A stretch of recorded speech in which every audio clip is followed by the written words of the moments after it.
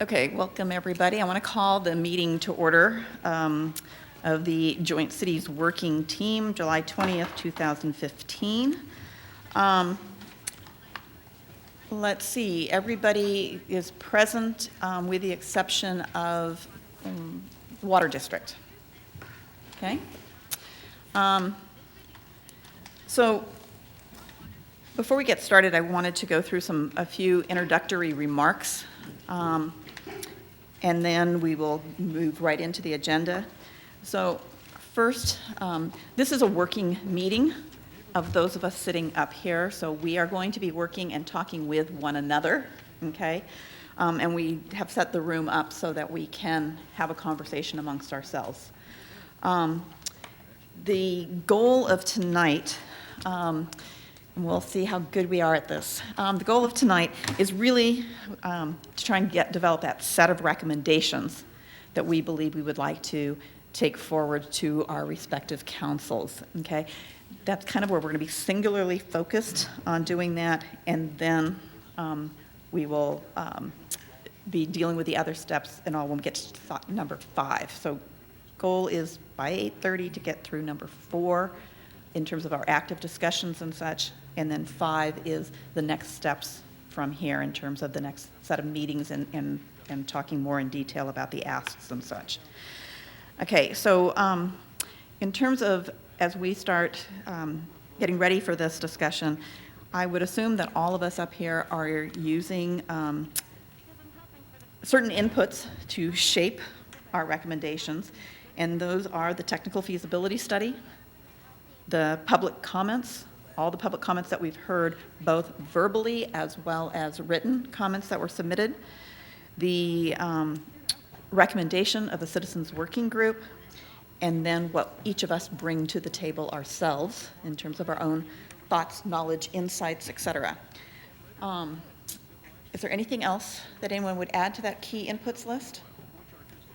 Okay, if not, then the next thing I want to cover is some ground rules, okay? So my first set of ground rules is for those of us sitting here at the table, all of the electeds, speaking to my colleagues. I would like our conversations to, I would like all of us to be wearing our regional hat. Remember, this is a 4 cities joint study, and so I'm going to ask that you lead with your regional hat. That does not mean you cannot inform our conversation wearing your city hat, but it should be for informing, not for in terms of shaping our recommendations. Also would like all of us to be thinking long-term. Remember, this is a long-term project. This is just the tip of the iceberg. And so I would ask that all of us, have some foresight, think about the future, think about, where we want to see this long-term. And then I'm also asking all of us to be very, very candid with one another as we're having our discussions, okay? Now, collectively, for everybody, including all of our members of the public sitting in the audience, I'm going to ask that we stay with one of the ground rules that we use during our public meetings, and that is that we respect all viewpoints, that everyone understands this is a discussion, okay? For us to come up with a recommendation, we have to be able to have a good discussion amongst us. That discussion can be about things that we like, and that can be things we don't like. It can go in every different direction, but again, let us have the discussion. And I would ask you to do the same thing that I've asked my colleagues up here to do, and that is to look long-term and think in terms of the future. I'm also going to ask if you could please have some patience with us as we have to have this dialogue. This is a time for us to have that.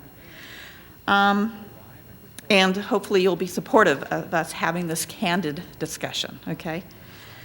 The last thing I was going to cover is my intention, unless my colleagues would like to change the practice otherwise, our practice has been to take our public comments at the end of our meetings, so that way the public has the benefit of hearing our discussions. Is that still the pleasure of our group? Yes. Okay. So with that, let's go through with agenda item number 1. And Kent, are you going to introduce this?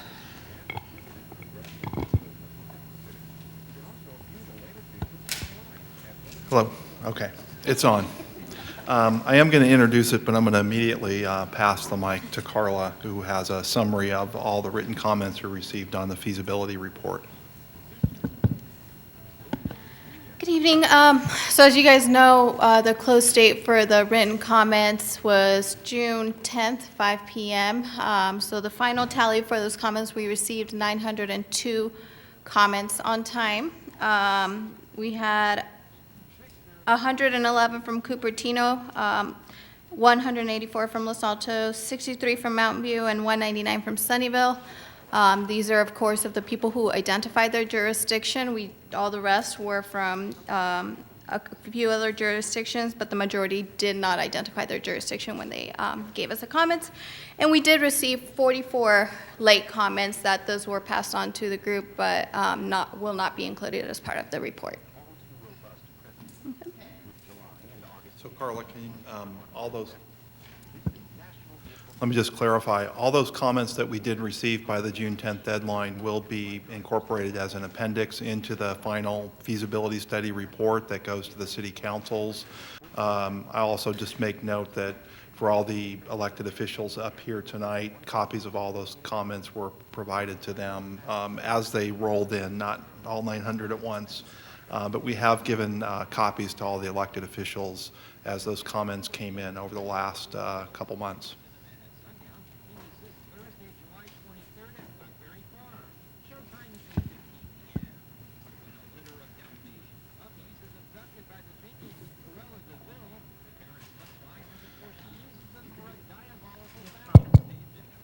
Okay. Boy. So what was the total number of comments again? On time, On time. we received 902. 902. Okay.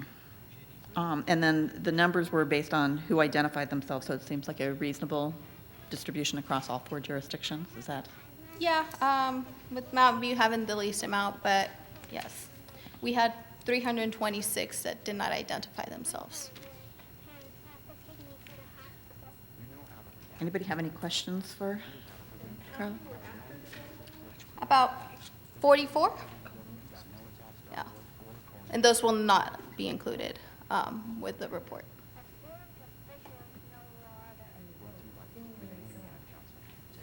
It's residents. I think one of them may have been from Google.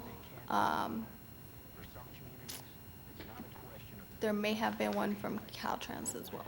I don't remember. I would just like to have everybody's.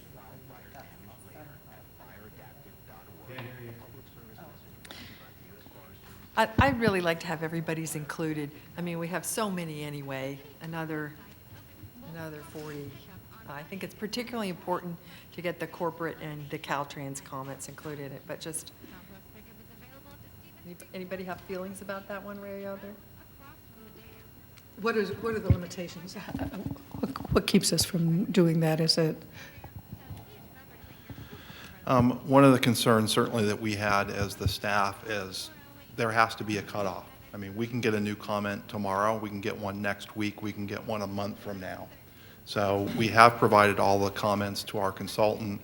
There's been a staff review to determine which of those are technical comments that we're asking her to consider. Does there need to be any amendments made to the final report itself, or are they just comments that express an opinion about the alignments? And so there has to be a cutoff time where, in order for us to finalize the report, we have to know what the technical comments are, and again, there has to be a cutoff because we could continue to get comments this week if we don't cut it off at some point. So that the cutoff date for comments was well published, well in advance, and again, we think we should just stick to it. We did, however, include all of the comments that came in late to you elected officials, but again, we were very specific about to make it into the final report, it has to be in by June 10th. Okay, so those were the extra ones that we got afterwards. Yes, you all received Okay, copies so- of those. So we've got those. Darcy, do you have? Do you this, want to weigh in on this? when was the most recent comment received? Was there one? Hello? Yeah. Well, when was the most recent comment received? You know, I have not checked the project email in maybe about a week, but I think there was a new email at that time. I haven't had a chance to look through that one email and send it, but it was pretty recent. Okay, so if I understand this correctly, 44 comments, the 44 comments that came in after the deadline are not being included, incorporated in the appendix of comments, nor into the review and such that's been going on. However, all of those coming in have still continued to come to us as electeds. I believe so. I'll double check. Yes. Do you have a sense one way or another? Well, I mean, there was a time deadline on the 10th, correct? Yeah.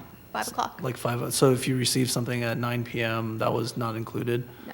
Do you have a sense of how many of the comments were received on the 10th, but not by 5 PM?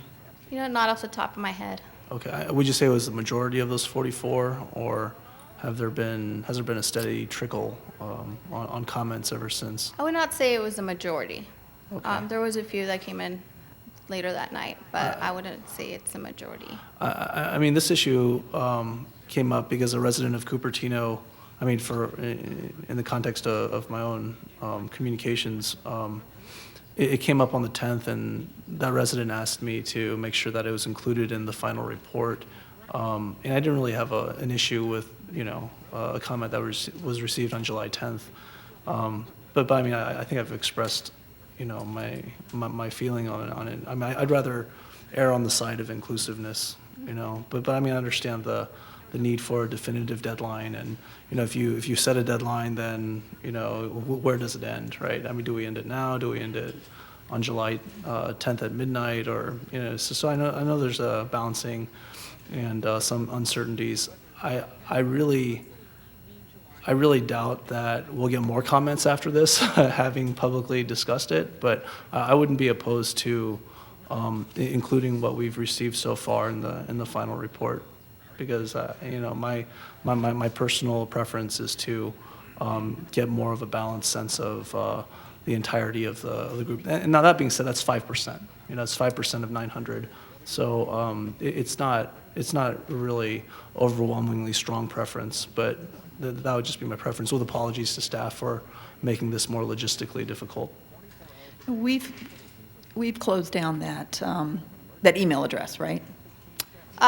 We have a message that they believe the comments are no longer being taken. I forget exactly what the text for it is.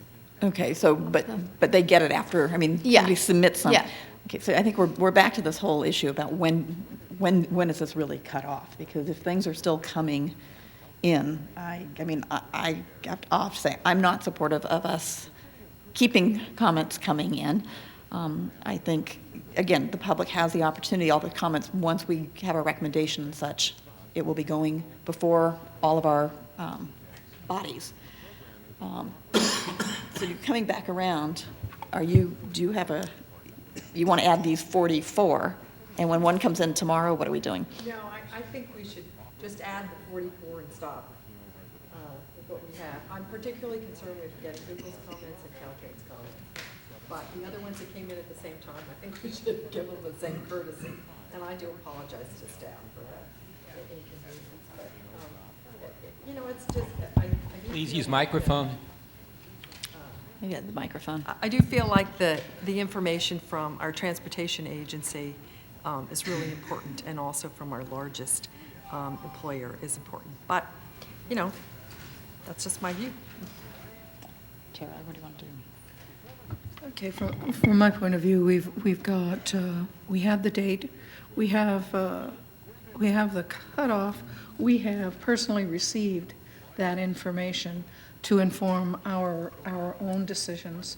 So I'm okay with cutting it off when it was actually scheduled to be cut off, because we have it.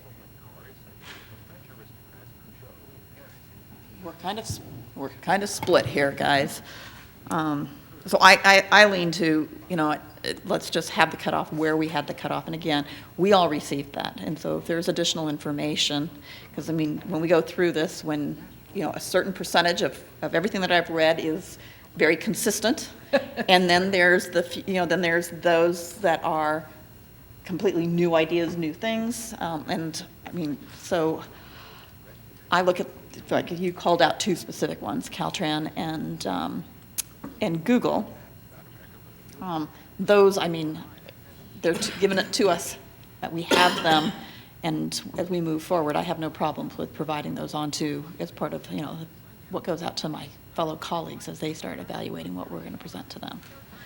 So because otherwise, I don't know where we set that time. And unless, Carla, unless you have a suggestion of Well, compromise. just kind of to address your concerns with Caltrans and Google, I mean, we will be reviewing the specific emails for the technical part as well, because in case Caltrans did have technical comments on the report, and I still need to get you the copy of that, of those comments. But I think to be fair, I think the June 10th that was advertised, 5 o'clock deadline would be fair for everyone who sent their comments on time.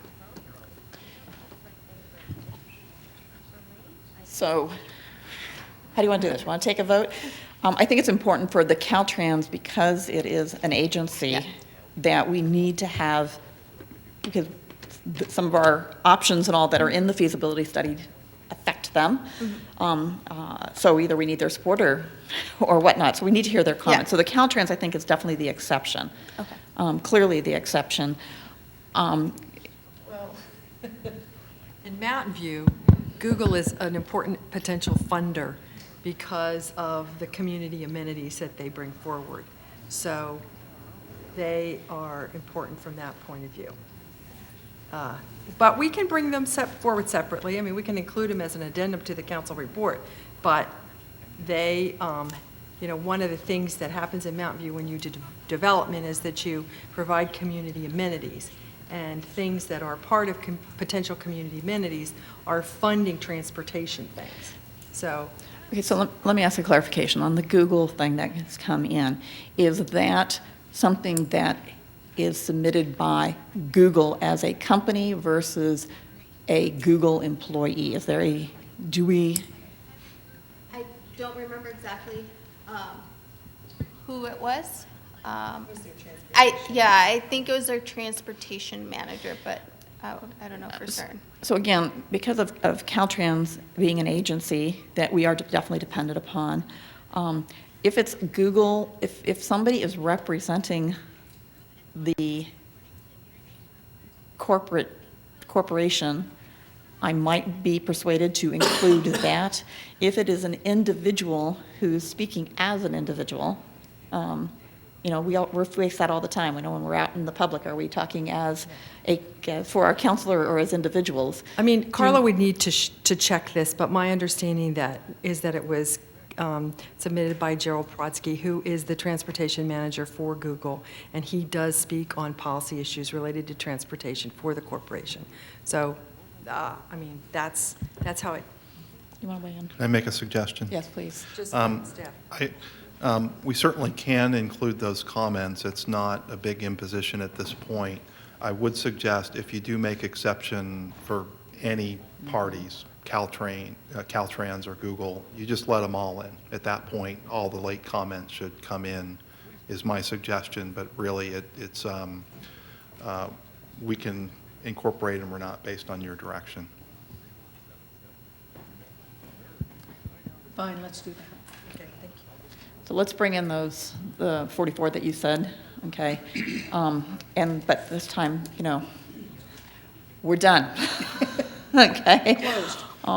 So anybody who's submitting still to the same email address is going to get the thing saying thank you, but they're not included. And I think we need to, let's stay with that firm, okay? So, just a quick note on that.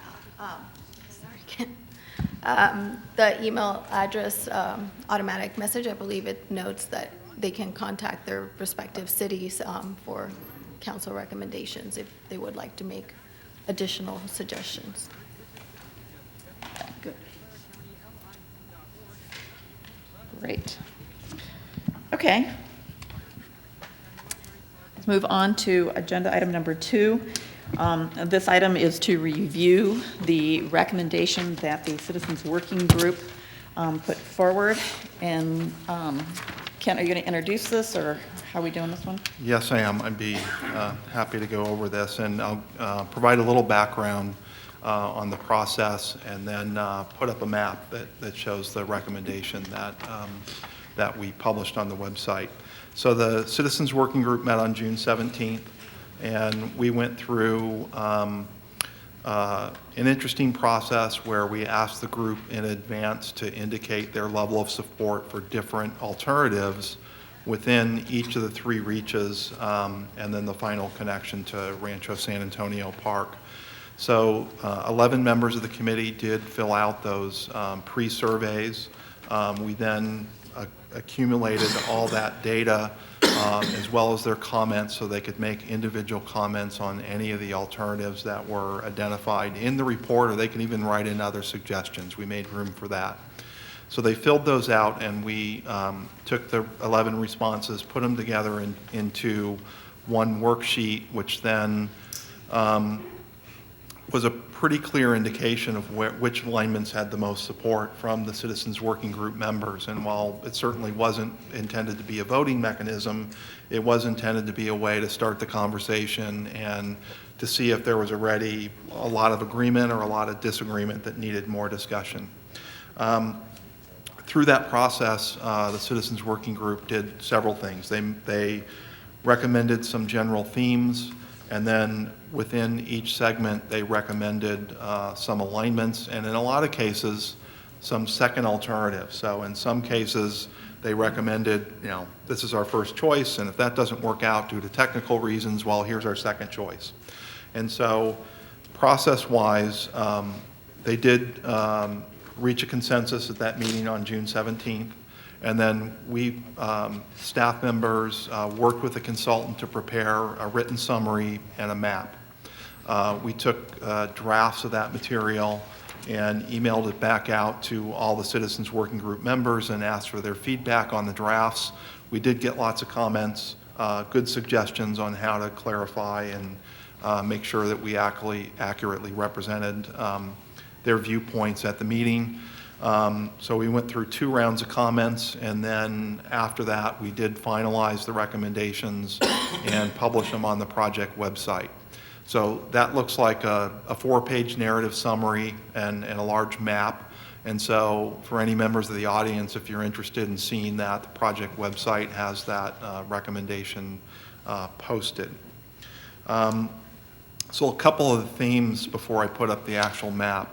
The group did come up with some themes that are kind of overarching recommendations that weren't real specific to individual alignment choices.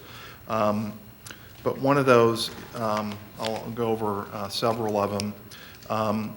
They did recommend that the Stevens Creek Trail as a bike pedestrian path be extended as far south as possible. They also recommended that the habitat along the creek corridor be enhanced as part of development of the trail.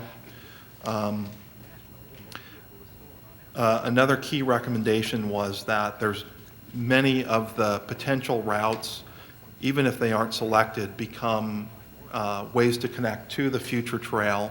And for those routes, they were interested in looking at other safety improvements that could be made for bicyclists and pedestrians to make connections to the trail easier, whatever the final alignment that was chosen. A couple other additional recommendations they made. They did encourage the Joint Cities Working Team to continue to collaborate through the trail planning process. So they want you guys to keep meeting pretty much forever. Thank goodness for trail limits. They also, some specific recommendations, continue to seek long-term opportunities to make the creek corridor publicly accessible.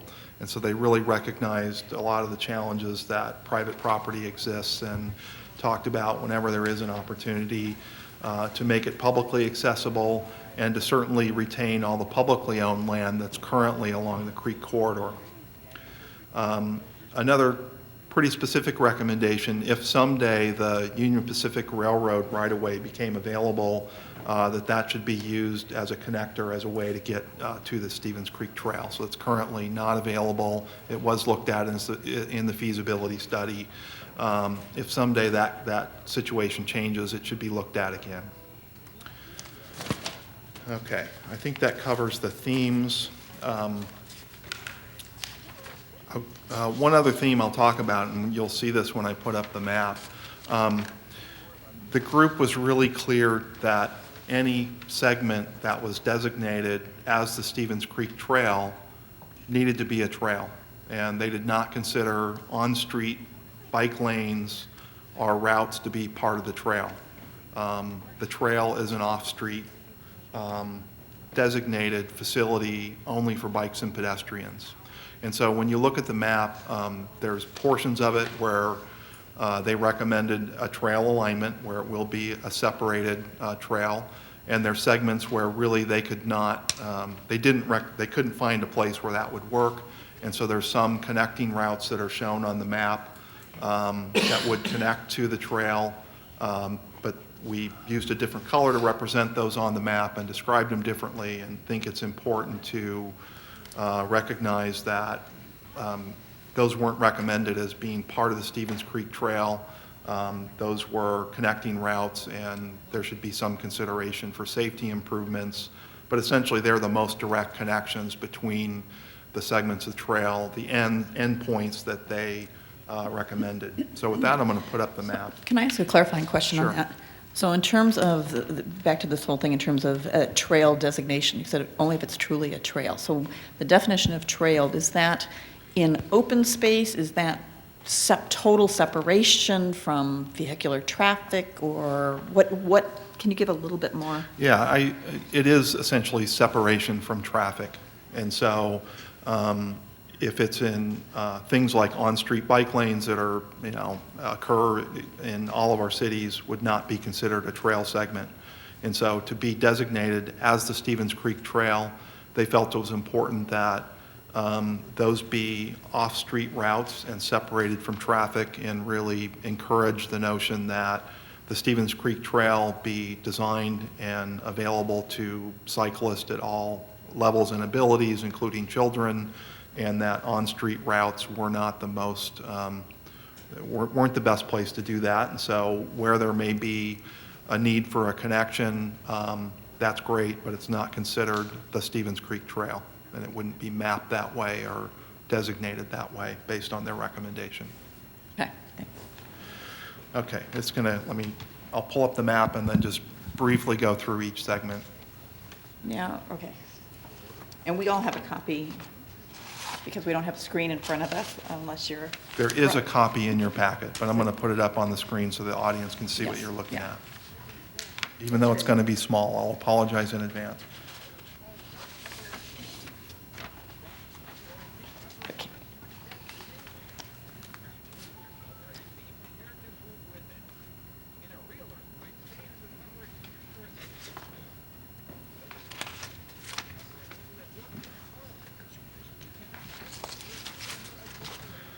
Okay, so this is the map that was produced, and I'll briefly describe each segment. Essentially, we started and went through the process with the working group to go from north to south. And so we started in the first segment, which is the Dale Heatherstone pedestrian overcrossing to Fremont Avenue. In that segment, the recommendation is essentially to follow the creek alignment itself along Highway 85 and through the open space areas that currently exist in that segment.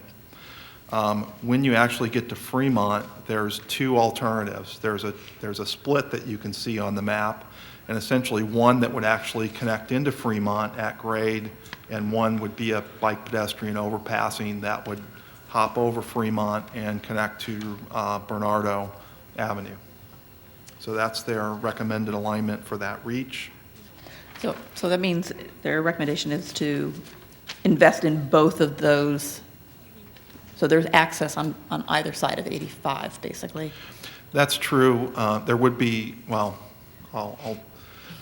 there wouldn't really, if you're on Fremont there's only one access point. So there's a bridge that goes over. You may not be able to get to that bridge from Fremont, but if you were on the trail and you're crossing Fremont, you could easily get there.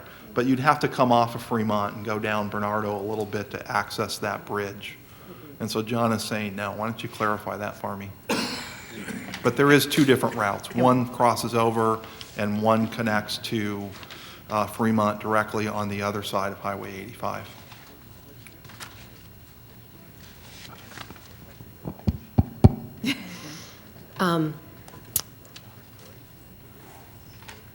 If your question is whether their recommendation was to include the underpass that would bring you to the Sunnyvale property up along the off-ramp within on the side of Highway 85 that majority of Los Altos is located, or whether it was the PED bike overcrossing, their preferred alternative was the overcrossing. Whether that would provide access to Fremont, yes, hopefully every overcrossing that's designed would have a way to get to the overpass from Fremont. Now, we have not done a conceptual design, but those structures generally have a way to get there, so you shouldn't have to go down Bernardo to get onto it. There may be some ramping that you'd get into directly from Fremont. Okay, so from a technical feasibility point of view, you're saying that it's deemed technical or Technically feasible? technically feasible to have an access, so if it were this overpass, that it's technically feasible to put an access for someone to get on at Fremont. I believe Would that that fly over? there is sufficient land for you to be able to get on at Fremont on the south side. Whether we can get onto the north side through ADA or whether it may just be a staircase there, Okay. because the land is very narrow there. Okay. But the idea would be to have, access to the highest degree from both sides. But the south side is much more higher potential for full ADA accessibility. Thanks for that clarification. Yeah. Does that answer, was that where you were going with Well, your question? my other one was so if I live on the predominantly Los Altos Yes, side, yes. okay, on that side, again, it's a recommendation to have two access points, one on that side of 85 and the other one on the other side of 85, or they're saying if it's on one side, everybody has to come to that same side. That's what I'm trying to figure out. If they're, The committee actually would prefer both, if that were possible, all right? We are not, as the technical team, sure that there's adequate right-of-way where those two structures would intersect against the creek to have both. Because you'd have a PED bridge parallel to Highway 85 that would bring you into the pedestrian overcrossing. You'd also have an underpass sweeping down below that and then coming into the predominantly Los Altos side of Highway 85. It may be possible, but without having a detailed topo in that area, I could not promise that. But I think that the committee would like to do that and saw that as an long-term access point.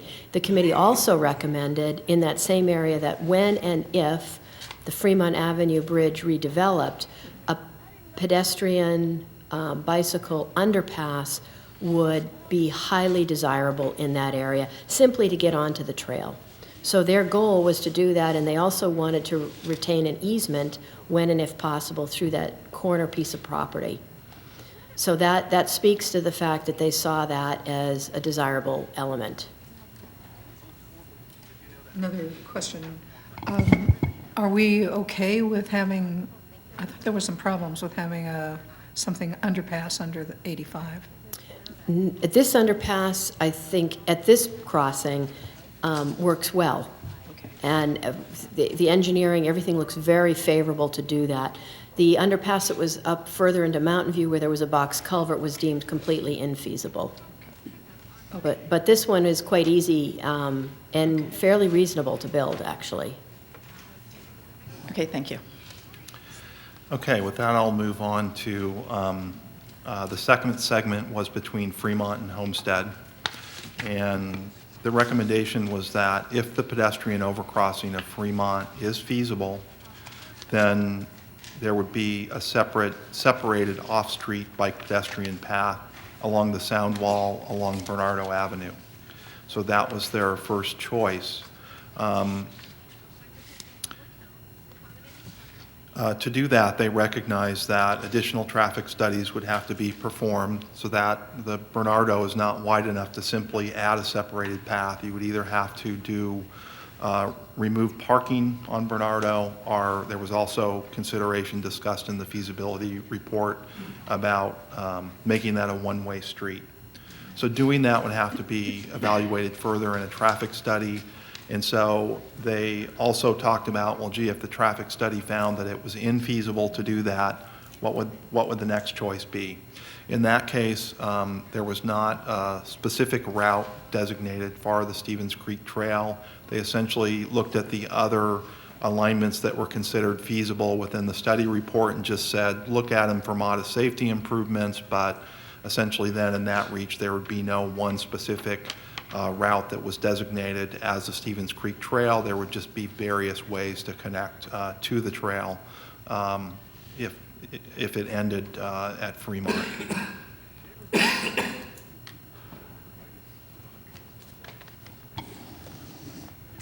So just some questions on that. There does have to be a traffic study, if anything, either way, right? Whether it's a one-way or whether they Yes. remove property, there has to be a traffic study. Yes, to proceed with that. Proceed with that. Then I also had a question when I was looking at that. I don't know what the street right-of-ways are, but it looked like they were wide enough that you might be able to do cut-in parking. So that Is may be that- possible. There wasn't a detailed right-of-way analysis as part of the feasibility study. You'd really have, and if that segment went on in a master planning process, there'd be more detailed mapping done about how wide the right-of-way was and whether you could leave some parking remaining by having a cut-in. If you do a cut-in, it would push the sidewalks closer to people's homes, and whether there's sufficient right-of-way at those points where you might want to do it, you'd have to do further analysis. Sure.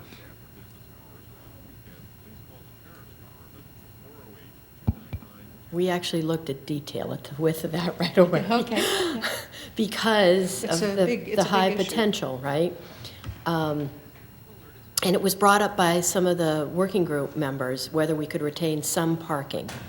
And there's more right-of-way, I believe, to the north of the Dalles. And I forget, there's Yes. more right-of-way to the north of the Dalles versus the south of the Dalles.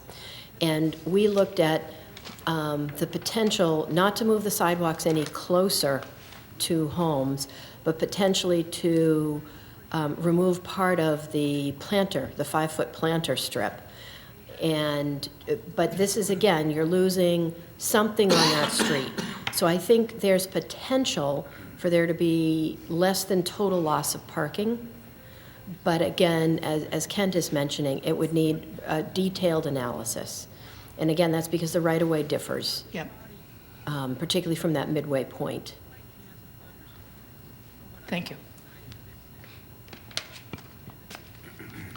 Okay, I can move on to the third segment, which is between Homestead Road and Stevens Creek Boulevard. In this segment on the map, you'll see that it changes color, so it changes from green to yellow. It does that because in this segment, those are on-street routes. Those were not considered to be part of the Stevens Creek Trail alignment, but they were possibilities for connecting routes.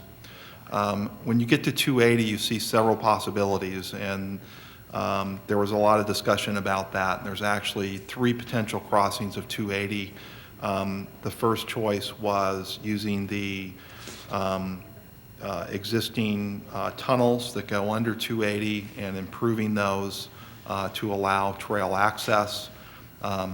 You'll see that little segment shown, looks like in blue.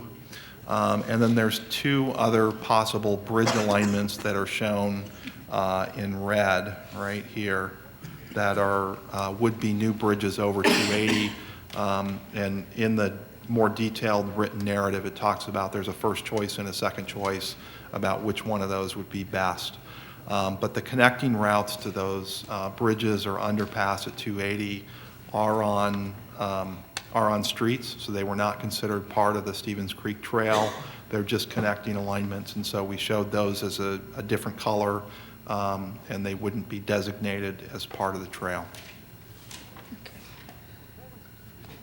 And that was also true for the Fallen Leaf and the Belleville access areas too. They were not possible to make trails, real Class 1 trails, Class A or... Those were also considered as on-street routes. So Right. if those alignments were selected, they would also not be shown as a route of the Stevens Creek Trail because they were never looked at as separated off-street routes the way that Bernardo was. Okay. Thank you. Was there mention during the citizens working group sessions regarding utilizing what was previously the Mary Avenue footbridge and is now the Don Burnett pedestrian bicycle bridge? There was discussion of that, and there's a general recommendation that consideration should be given to existing bike routes and to look for possible safety improvements along Mary Avenue. So that was one of the routes that is considered a feasible route that was analyzed in the feasibility study. And routes like that, there's a general recommendation, although they named Mary Avenue specifically, as a route that should be looked at for safety improvements for cyclists that use the on-street bike paths that are bike lanes that are already there. All right, thanks. Any other questions? Keep going. Okay, I'm almost done. No. There's You're only doing a one fine little, job. there's You're only doing a one fine little job. segment left, and the study also looked at what would be the best way to connect the Rancho San Antonio Park. And so once you get to Stevens Creek Boulevard, the park is a key destination for cyclists. Much of Stevens Creek Boulevard, which is, oh, I didn't like that. Let me get this back up. So in this view, there'd be a connector here to the bridges that would be here, and to get to Rancho, you would use Stevens Creek. This already has on-street bike lanes. When you get to this segment that's shown in pink, that would be considered, there would be room potentially for an off-street bike path there, and so that's shown as a potentially connecting route to Rancho San Antonio, but not actually part of the Stevens Creek Trail. It's not along Stevens Creek. It's just a connecting route that would get you to the park.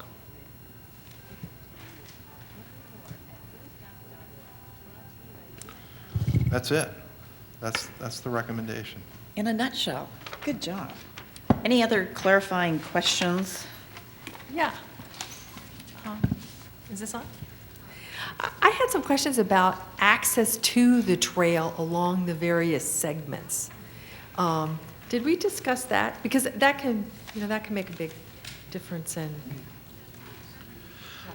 There was discussion of that, and in the narrative, you'll find quite a bit of discussion actually about some of the connecting routes, and so I'm trying to remember a few of those. There was a recommendation that consideration be given in that first segment to have a bridge across the creek that could connect Mountain View High School.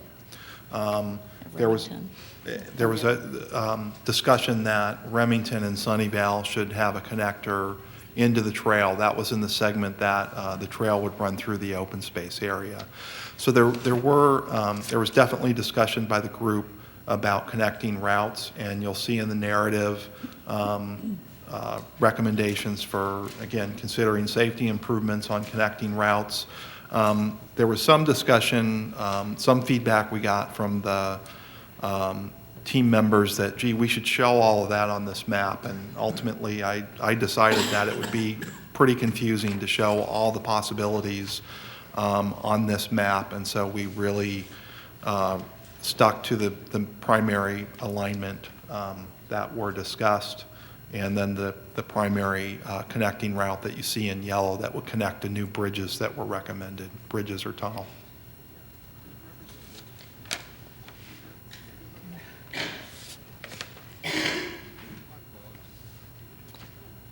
I'm going to hold my question to another section here. I'm trying to decide if I'm going to ask it now or later.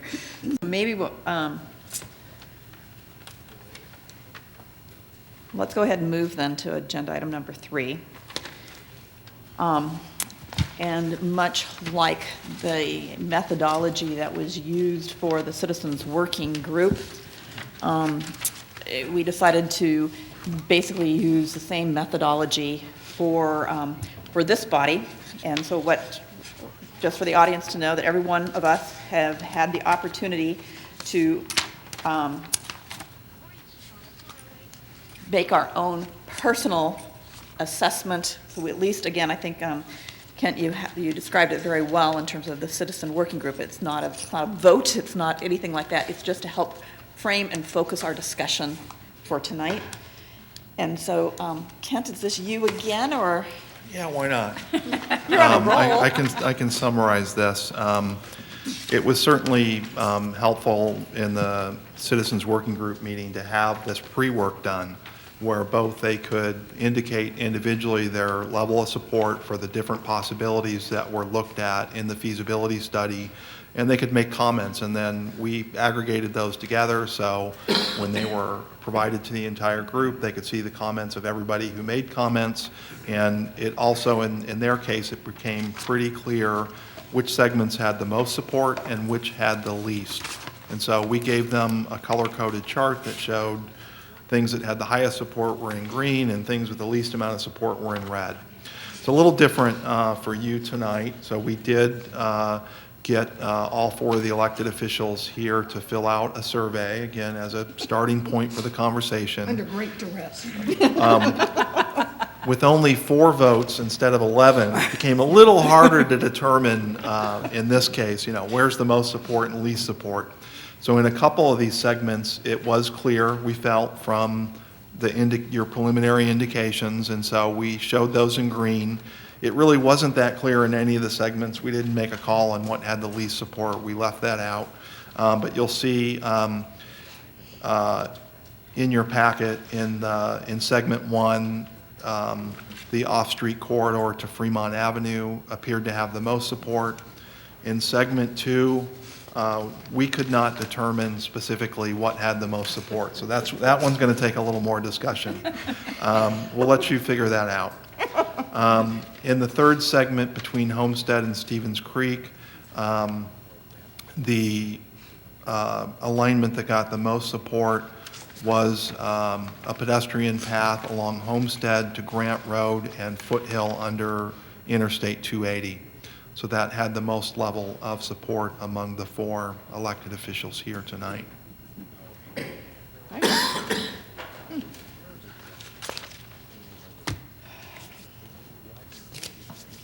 Okay. So this is where we get to roll up our sleeves, guys, and start having that candid discussion here. So, I would like to suggest, and I'm open to any alternatives, but that we look at trying to do this one segment at a time. And so I'm going to suggest let's make the attempt to deal with the first green one in front of us, which is basically to look at let's have a little bit of a discussion around using the creek corridor from Dale Heatherstone to Fremont. You have that up on the screen so people can see that? Yes. So this is using that, I think what's often been referred to as a 22-acre open space area. And so can we start with some conversation on this? We have a couple of people who strongly support it. We also have somebody that does not support it. Are there copies of the documents you're reviewing right now for the public to see? I don't know if we have copies here, so we may not have copies here, so I will do my best to describe. Display them on he probably has them on his computer. I'm sure you could display them on I don't know what he has on his computer, so. I actually don't have I don't have all the summaries. We can certainly make that available on the website, but I don't have all of the summaries, and if they were projected, the text would be so small you couldn't read it anyway. Okay, so let's go ahead and let's open up the discussion here, guys. Anybody want to start, offer comments?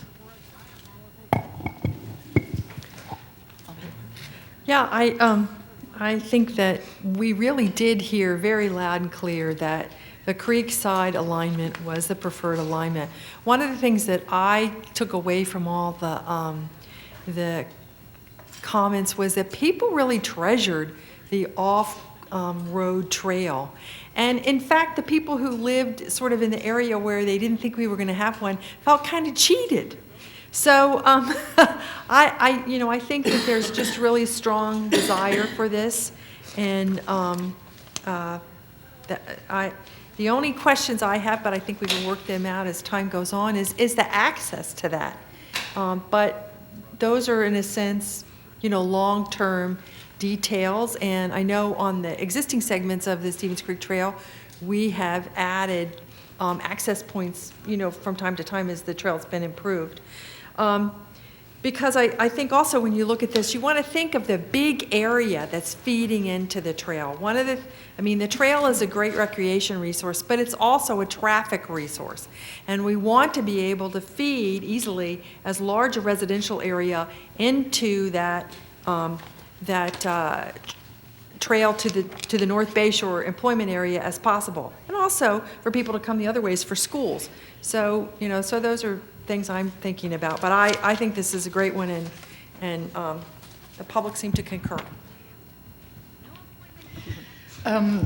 Yeah, I would love to have the off-street experience and have it along the creek, absolutely.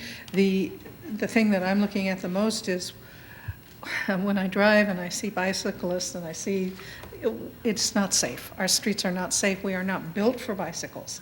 We didn't think about bicycles, and as we have a lot of population pressure, we're not taking care of pedestrians and bicyclists, but we are putting a lot of stress on autos, and we've just had two dreadful examples of this in Sunnyvale, and it's I'm not saying anybody can stop people running against red lights, but we're not very aware, as we're more auto-oriented. We're not very aware. So having something that is off the road, I think, is really really good.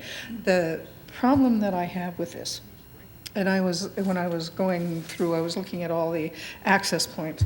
We've got three areas there, which we have crumbling and channelized creek. So we would have to have, something would have to be built into this in terms of the restoration, creek restoration along this whole area. So my thought as I was looking at that is, okay, maybe we could do phase 1 and phase 2, It seems to me if we went across at the is it Monte Vista School, Mountain View School? Mountain View School. So that particular crossing goes into an area that avoids those most sensitive habitat and creek damage areas, because we can't hang anything off the sound walls, according to Caltrain. We'd still have to sink some pilings. We'd still have to do some damage to do some good, right? To get the bike structures into those small areas. Yes, please. You know a great deal more about it than I. But that is a concern. We've gotten a lot of letters to that issue as well. It's on. I see the red light. Tapping one more time. Yeah, sure, you see a red light. Trying again? There we go. There. That's where it goes. There are 2 or 3 areas between the Heatherstone Apartments and the Permanente Creek bypass channel where the top of bank is very pinched. And 2 of those areas also have either an eroding creek bank or a saccrete-lined creek bank. Yeah. And we have looked at not piles in the creek, because we would never get that permitted, okay? So they're not piles, but they would be, instead of this way, they would be horizontal, and they would be within that very limited amount of land we have. And we talked to Caltrans about hanging something off of their facilities, no.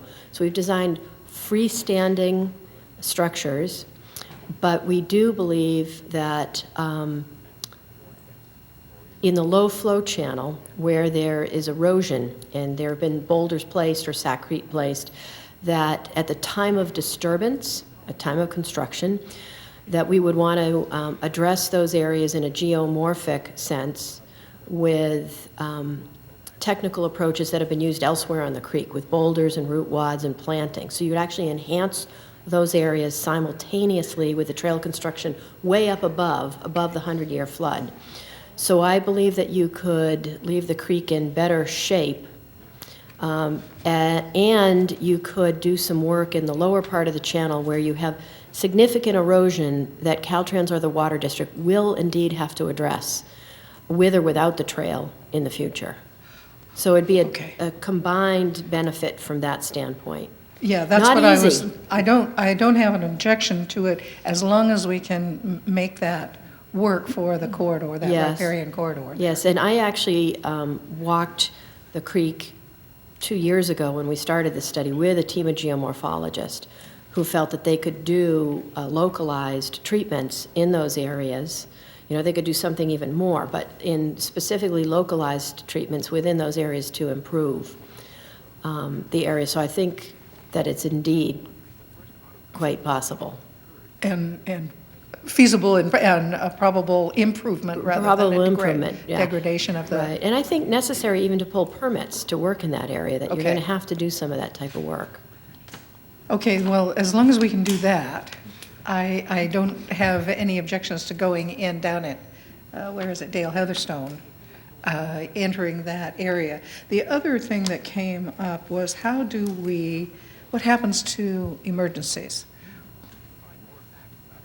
This is another concern. Who gets in there? How do we get in there? With what and how? And if we have a fire, or if we have, you know, a drone attack on a bike, something weird. Pull it out, you can see what you're doing. You can see, watch for the light as you're pushing on these buttons. We might just have you keep yours on for a while. There you go. Okay. So the Stevens Creek Trail in Mountain View, although it's in limited areas, is accessible to emergency personnel. You know, we'd have to work with emergency personnel to figure out how you were going to design structures. I would think that, you know, Remington is probably the closest midpoint for an emergency. Right now, you have no ability to get in there to fight a fire and no ability to rescue anybody that's hurt in that area. The trail would enhance that. It's not like you want to drive a fire truck necessarily there, but you want to get rescue personnel in. And so, you know, you'd have to work with that, and all plans would have to go through the fire department. Now, when we're on Mountain View land, on the Sunnyvale side of the creek, we just have some awkward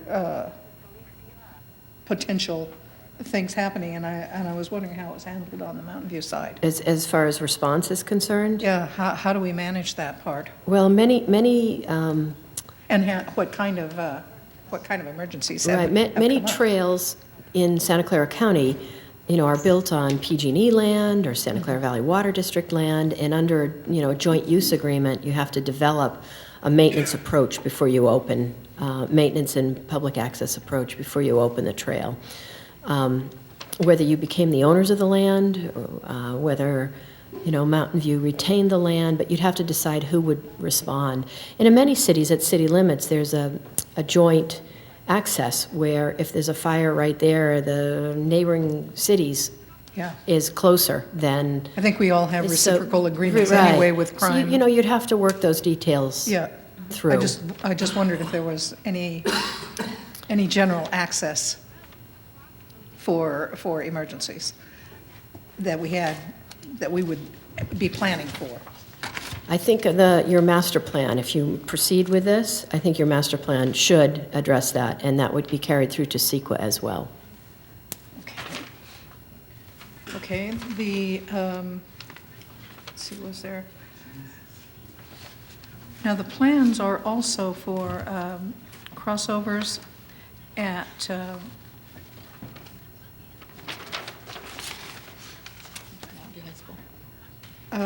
well, we have one at the end of West Remington, right, in Remington Court, it looked like.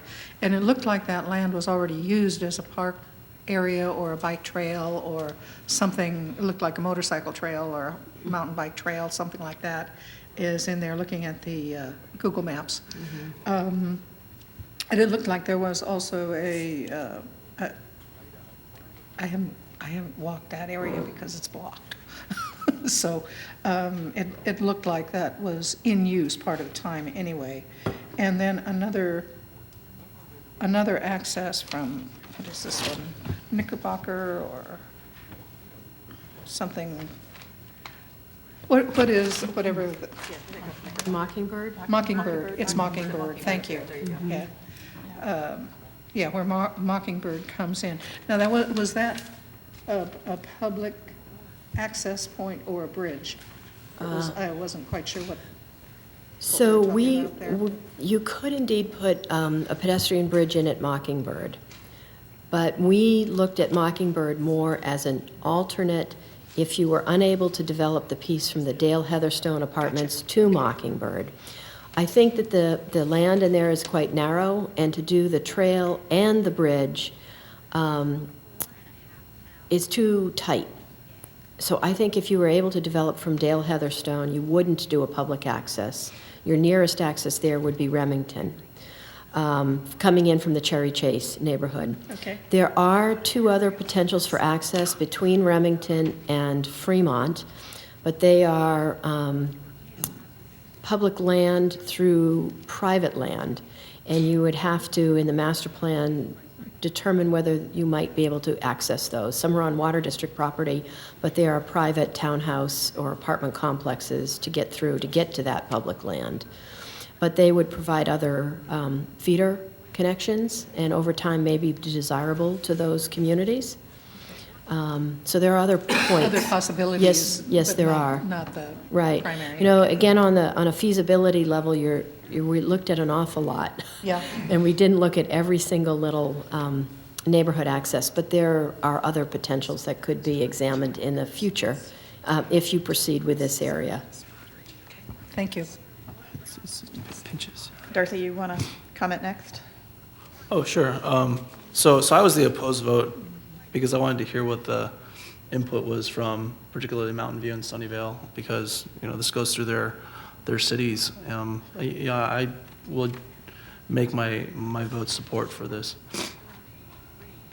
I think it's good because we didn't really hear public opposition to it, and it's a solid alignment that allows people to go through without having traffic obstructions. I don't think there's an existing connection from Remington to this area though right now. No, There's not, right? Would have to be built. There's this area has no authorized access to it. Right, It does not right. prevent the dirt bike activity and such that may be going over there, but there is no, Right. Yeah, no, from the aerials, it's satellite aerials, it's very clear that people are utilizing the area right now for some kind of trail-like activity. But I support this alignment along the creek and between that and the 85. Okay, and then I'm a strong supporter of this. I mean, this is our last opportunity in terms of continuing that trail experience and such. And just for disclosure, I have walked this. I walked this when with Alta Design and Planning, or whatever their name, Alta, when they worked with Los Altos, when we were looking at our feasibility study.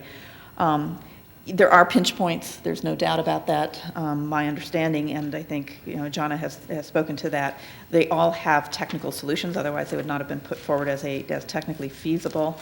I think this is a great opportunity to open up a swath of land, and in our world of our rat race, having this respite of green space and such, and making use of that.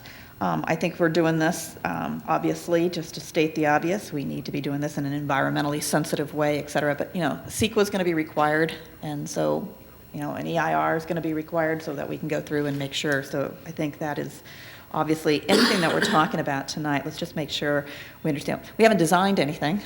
It's trying to pick that place that will allow us then to start working through a master planning process, where at any time during that process, if something surfaces and it's a dead-end street, we end up knowing that. But today it's understanding that we have a good shot at this. So I would like to see us capitalize on it.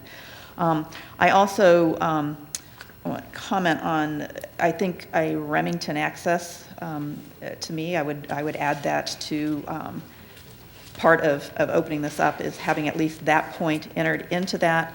I was going to propose that maybe we cycle back in terms of on all of these discussions, in terms of the connecting points, how we cross over, like the Fremont, because I think, obviously they have to connect. So until we know what we're connecting to, then we can kind of come back. So I was going to make a note in terms of we will return on this one in terms of the discussion to, again, just looking at our map with this north-south alignment, to the left and to the right of where it hits Fremont, what we were talking about there, we'll come back to like the bridge over to Mountain View High School, and so let's circle back to that if that's okay in this process. Make sense? Okay. That theoretically was the easiest one if I read this. So. What are we doing on costs? Is it just not part of our calculus here, our discussion? It's nice to think about all these connections and bridges, but when we bring them to our respective councils, I would think that would be, a major part of their considerations. I was not going to look at having that cost discussion tonight. I'm going to look to staff. Do you have any feeling of, let's just get to the alignment, kind of the preferred alignment, and then we can add? Figure out yes. whether it's financially feasible. Yeah, because there's just a lot of elements in terms of financial feasibility, which is why I'm going to ask, maybe we consider delaying that if that makes sense. Staff, do you have a? There is cost estimates for, in the feasibility report, so there is cost data available, and it's certainly a factor that you might want to consider. So it's hard to wrap that all into one conversation. Okay, so we're going to separate that. This has got to be an iterative type of process here. I think we can kind of go through, see where we're landing as far as a recommendation, then we can cycle back through and say, okay, now can you physically connect these different pieces, and then cycle back a third time to start looking at, okay, how big is that cost envelope, and and all the other factors. So does that make sense? Just think about it. Oh, makes good sense, yeah. Okay. No, the comment regarding the fact that some estimates are in the feasibility study already really helps, so. Okay. And the fact that you're saying we're, yeah. coming back. This can't be done in a single pass process. Unless the Citizens Working Group had a magic way of doing it, but I'm assuming it's iterative. Okay. So shall we go ahead and just let's just go top to bottom. So let's do the next segment, Fremont to Homestead. And sorry, because I did not have this in advance either. So looking at this segment does not have a clear, obvious leader in there. So let me see if I can have a, I don't know if we want to try and do this where each of us just taking a chance to kind of talk about our most favorite, or the other approach would be to look at it in terms of taking line item 6 first. Just so, oh, wait a minute, back up. So when I look at this, just so the public, again, you don't have all the details here, we have one option that had at least one strongly support, and that was the neighborhood greenways on west side of Highway 85 using fallen leaf. After that, we had the next one, so there was one for that, and then there was 2 that had a support on number 6, which is the pedestrian bike pathway along Bernardo. So this is a separated segment there. So I don't know how we want to try and do this.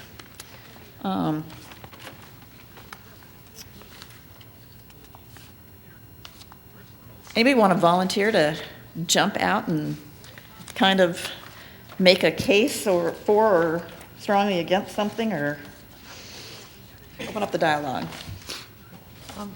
Pat, you're good at this. Well, I just wanted to bring up a couple of principles. And with respect to this, this is really hard. This segment is very, very difficult. And sadly, whatever we decide, there will be people who were very upset. And but I think when I was thinking about what I heard from people who testified in front of us, I heard a lot of talk about safety. I heard a lot of talk about getting from point A to point B. And the point A to point B that most people talked about were schools. So I thought about schools, think about how we want people to get to schools. And then the other thing that we heard, I think about a lot is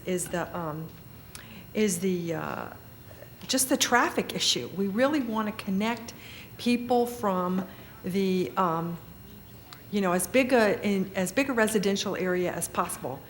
Then there was also the feeling that it's not really a trail if it's not separated. And I kind of, I get that, but at the same time, even if it's not a trail because it's not separated, we do need to, I feel like as a sort of a regional group, we should be supporting improving the safety generally through bicycle traffic mechanisms. We're obviously focusing on the Stevens Creek Trail, but that might not be where we end. So in this segment, I felt like I was in a tennis match when I was thinking about this, but I really think we want to carefully consider, do we want to have things on both sides of 85? Because on the Los Altos side of 85, we do have a major population that needs to get to work, and we have 2 schools that are right adjacent to Stevens Creek that, they actually do have bike access. So to me, it seems like whether we have the trail segment there or not, there are needs for better designated bikeways or in that area. At the same time, one thing that nobody said out loud at any of these meetings, but I kept kind of hearing in my head was school buses, school buses, school buses. I mean, it seemed like, people are talking about all this congestion at schools. And honestly, I've heard that discussion for at least 2 decades here. And so I think another thing we may want to think about, maybe not tonight, but at some time in the not too distant future, is reaching out to our respective school districts and saying, you're part of this traffic problem. How can we work together to get people into school buses and out of their independent cars that take their kids to school? It's kind of crazy. I remember when my child was in kindergarten, the school cut it off because of funding. And, my daughter's 31 now, so that was a long time ago. But I still think so those are some principles that I wanted to share. And I personally would really like to see improvements on both sides of 85, because I think that this is a severe enough traffic issue that we need to, we need to jump on it. But I'll look forward to hearing other things from people. So do you have a specific thought in terms of taking one side or the other side, or No. or you just want to listen right now? I think we should have them on both sides. But do you have a favorite? No. Okay. Who wants to go next? You want to go?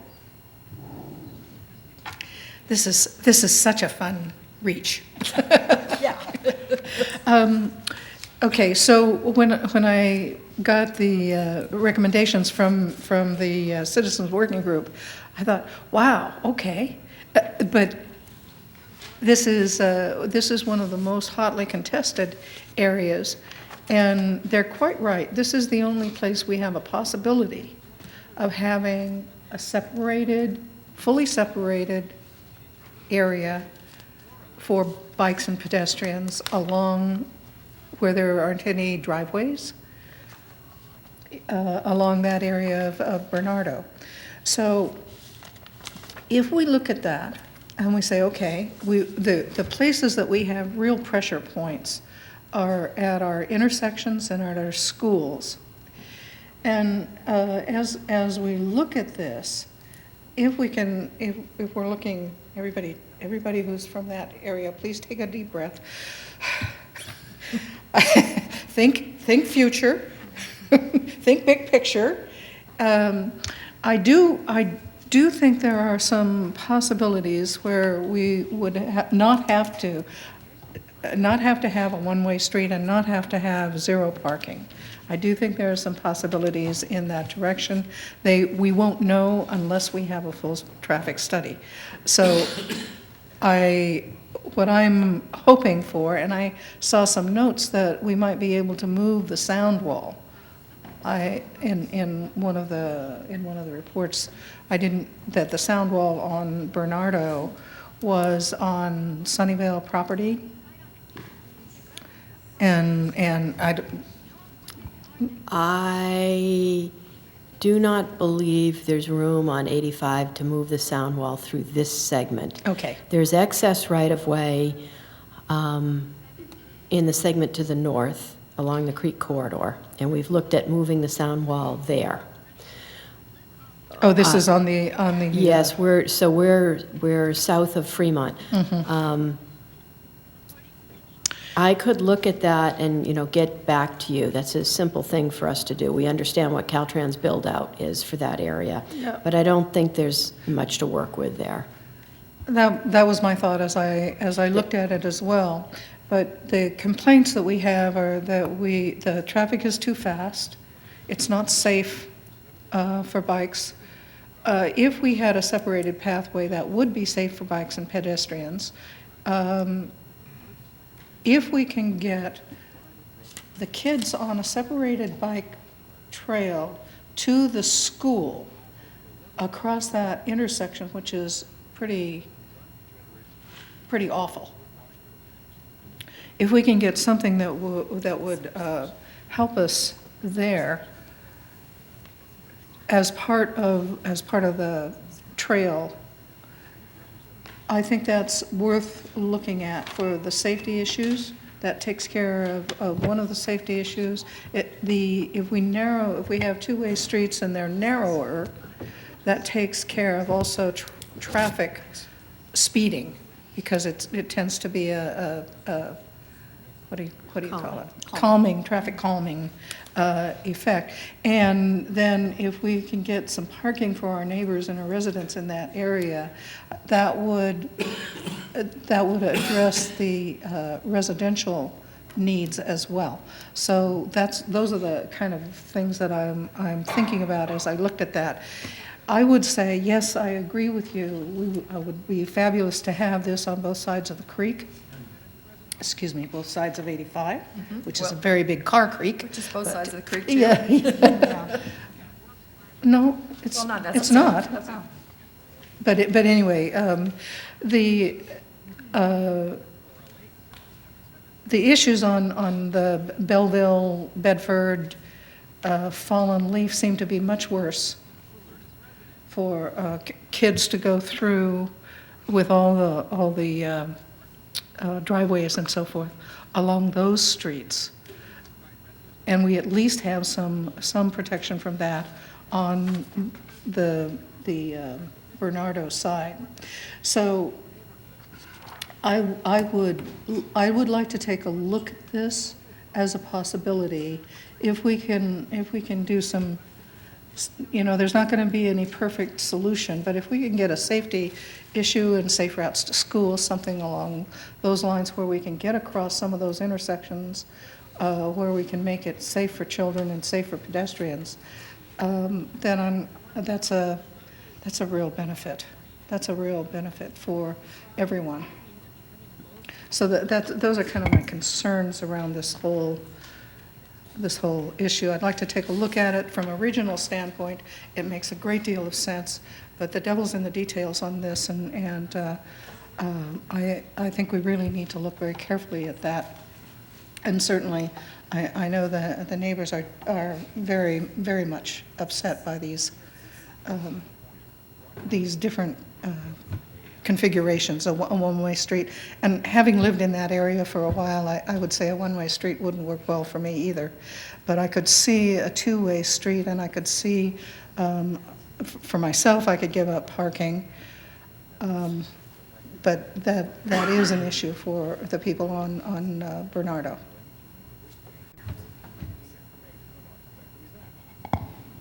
I have a question. I don't know if staff or John, if you have the answer.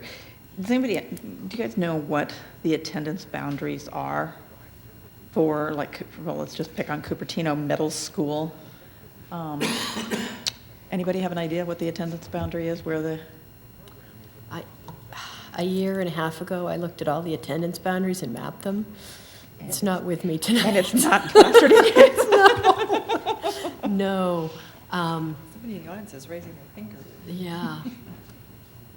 As to whether they're coming across. Well- We have heard, I can say this, we have heard from Citizens Working Group members and members of the public that there are folks from the Los Altos area that come underneath Highway 85 to get to schools.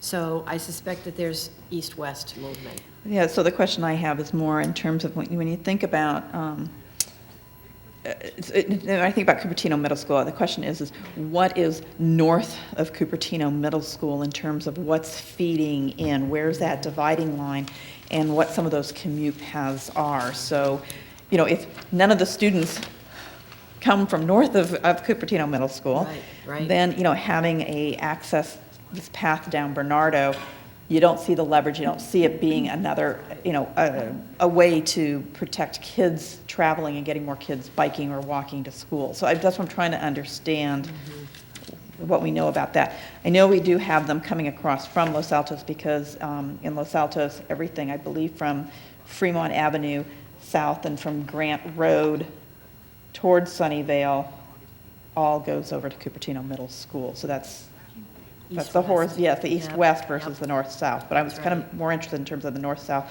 on the Sunnyvale side of 85. So, because Sunnyvale on that side on the Los Altos side of 85 is the same as Los Altos. But again, what's happening on that side of 85? I just thinking if there were internet access in here, I could look it up for you, but. Okay. Darcy, do you want to go next, or Sure. on this? We don't have that information. Yeah, I mean, I appreciate the comments from Tara and Pat. I tend to approach it by getting a lot of residential sentiment, and with respect to Bernardo, it just seemed like there were a lot of people that were extremely concerned that were along there. And I mean, there's a tipping point. I think if there is something more along the lines of an even sentiment, then, I think there is more of a justification for looking at the more overarching requirements. So, I mean, at this point, I didn't really hear a lot of public input for people that were directly affected by this residentially for going along Bernardo. So, I mean, just based upon our exercise of listening to the public commentary, I would be most close to item number 20, which is basically the support of Class 2 bike lanes. So Mary and Homestead have them already, and then the other two are Belleville and Fallen Leaf mentioned. So those are the streets on the west side of 85. So 14, 15. 14, 15, yeah, kind of a combination of 14, 15, and 16. Yeah. But I mean, I think given the fact that in Cupertino, we've built the pedestrian and bike footbridge pretty recently over Mary, you know, that justifies trying to direct a little bit more towards that area.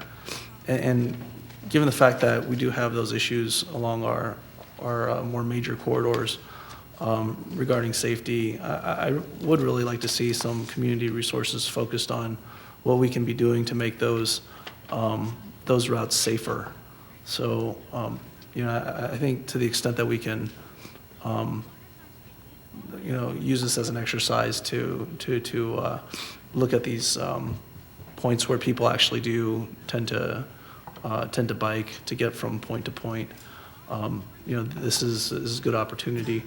But again, I mean, the one along Bernardo, I just, you know, having sat through the 9 hours of comments, I mean, especially the ones in Sunnyvale and here in Cupertino, I was struck by how overwhelmingly not supportive of the Bernardo alignment we, you know, the comments were that we heard from the residents. So that was my takeaway from our exercise. I think that's pretty much. So for this segment then, so let me make sure I understood.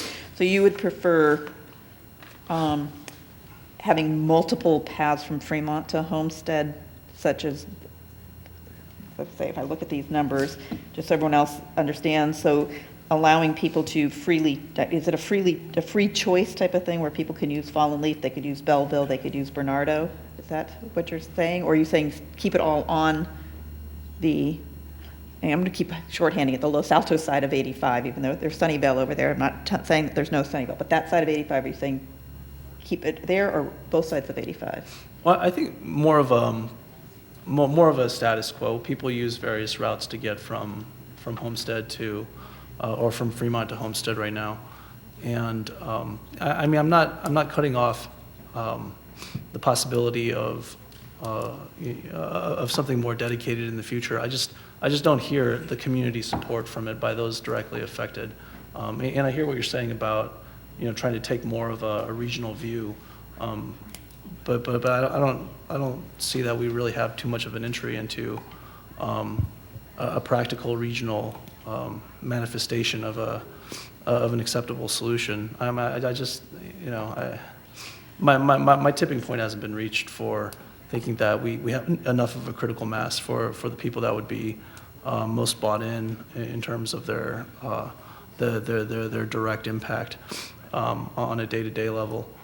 So I mean, if it was strictly, you know, one particular alignment to look at, it would be along Fremont and then along Mary, because then Mary would feed right up to the footbridge. But that's not one of the options that we're looking at here. No, wait a minute. Okay, let's back up. Let's make sure we understand.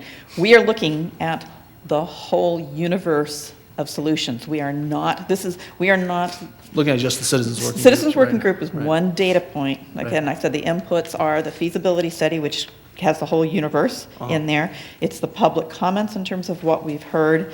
It is the Citizens Working Group, and it is our own insights and our own what we're bringing to the table. Right. So, Yeah, I mean, in the whole universe, in that whole totality, you know, I see this as an opportunity to address points where, you know, in our immediate communities, there are some issues with the congestion along Fremont recently, you know, and unfortunately, and then With Mary, you do, again, you have the connector up to the bridge that we built recently. So if we were focusing on one particular alignment, I would support that one. So essentially, it's half of, I guess, number 16 on Okay, our written so pages. can you just use your, like this, I feel like I'm talking like a parent. Could you use your words? Could you actually describe, because.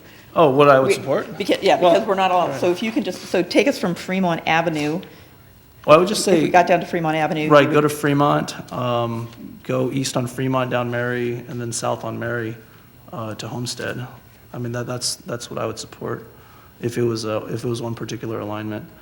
But I mean, I support Class 2 bike trails, bike lanes on streets to the extent that we can, improve the streets that way.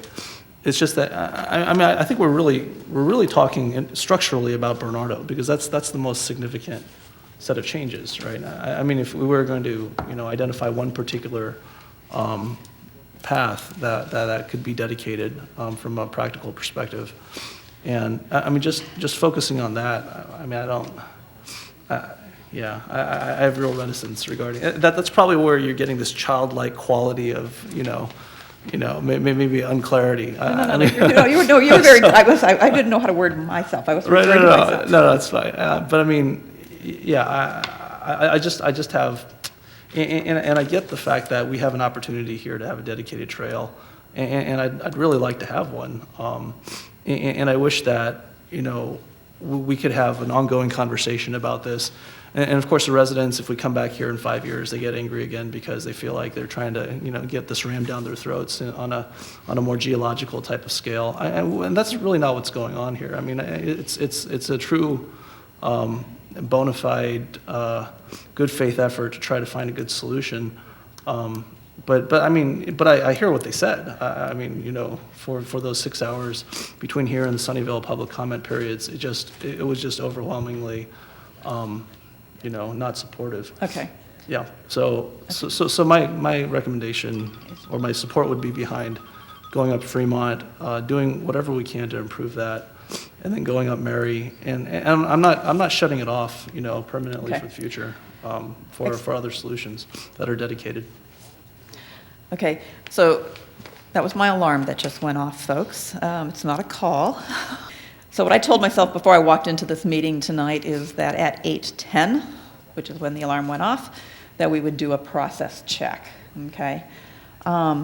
So, I mean, as I said, not surprised. It's going to take us more than one meeting to do this, or we can continue on. So the question I have for those of us around the table, just out of courtesy to all of us in our times, any of you want to, or we said this meeting was going to go till 8:30. We have an option to say we're going to have a firm cutoff around 8:30, okay? Just as like the comments, right? A firm kind of, sort of. So we can work toward this 8:30, which means we would do a little bit of a process shift here, or we can agree that we can extend this amount of time together and try and get us to a logical breaking point, and then, or how do you want to do this? I guess, do I have anybody's permission here to go beyond 8:30? Or better yet, anybody who absolutely feels strongly not to go beyond 8:30? And I'm looking at everyone around the table here, because otherwise we work till 8:30, and I'll shift the gears here. It's a lot of trouble to get here. I think we should continue working. Any other thoughts? You okay? You okay with continuing working? I'm fine with continuing working. I'd also like to make sure that we get some public input. Yeah. So so I'll tell you what, let's see what we can do in terms of wrapping this thing up. So audience, we are going to continue potentially beyond 8:30, okay? So, because we at least need to get ourselves to a logical breaking point. And then, but still our intention will be to try and take some public comments on the discussions that we've had so far tonight. So with that, Well, right, what, go ahead. and we're, regardless of whether we go past 8:30, we're going to have another meeting. We have to have another meeting, so what we will end up doing is, if you look at the agenda, we will be jumping, okay, so my guess, we can see how far we can go on this, this alignment discussion. We may get to a point where we can stop that, jump to 5, even if we don't have an actual alignment recommendation tonight. We will at least, my goal would be if we can at least maybe try and talk through all the segments to hear what everyone has to say, and then we can come back and then start to try and get that more into where we can start converging. Because I think it's helpful to hear everybody's perspective where, where some may feel really strong about something, where some may be, hey, I'm still open, I'm still listening, so we at least get the chatting part going. Does that make sense? So if we meet again, are we meeting here or are we meeting at a different? We'll pick a date and a venue. The way we've been doing this is we pick a date and staff picks the venue, because it's a collaborative effort, and if we can get a date, then it's a matter of who's got the facility. Right. I mean, the only thing I kind of feel leery about is if we kind of pick the worst of both worlds, right? We go really late and we have a lot of multiple meetings. So maybe, if we could pick one or the other, that would be, I don't mind going really late today as long as we can minimize our follow-ups. But I mean, if we go late every time and then we have a lot of, not that I dislike, the people. Come on. But I mean, just to be, Well, you guys want to set a target in terms of when you would like to wrap up tonight? Give me something to work toward, and we will manage the meeting to that point. Maybe 9:30, is that reasonable? Or is that too late? No, what? 9. 9? Oh, 9's great, yeah. No. Okay. Can we just go, okay, so I will try and keep us moving to 9 and allow enough time. I'll watch the clock. Sean will help me. We will try and draw at least a segment of this to a close and then leave enough time for scheduling, and we need to book time on our calendars, and then the public comment. Pat, do you want to say something before? Are you finished with your comments? I am, yes. Yeah, okay. Well, I just would like to say one comment based on our experience in Mountain View. We have a number of feeder routes onto the trail, and they drive by many, many driveways. And I think that the safety issues that have been described relative to that are just really haven't materialized in our experience. Even during peak hours, you'll get maybe, one bicyclist go by every, 5 or 10 minutes. It's just not, saying that you can't have a trail on a street with driveways, just, it doesn't match with our experience. The driveways work fine. Okay, now it's my turn.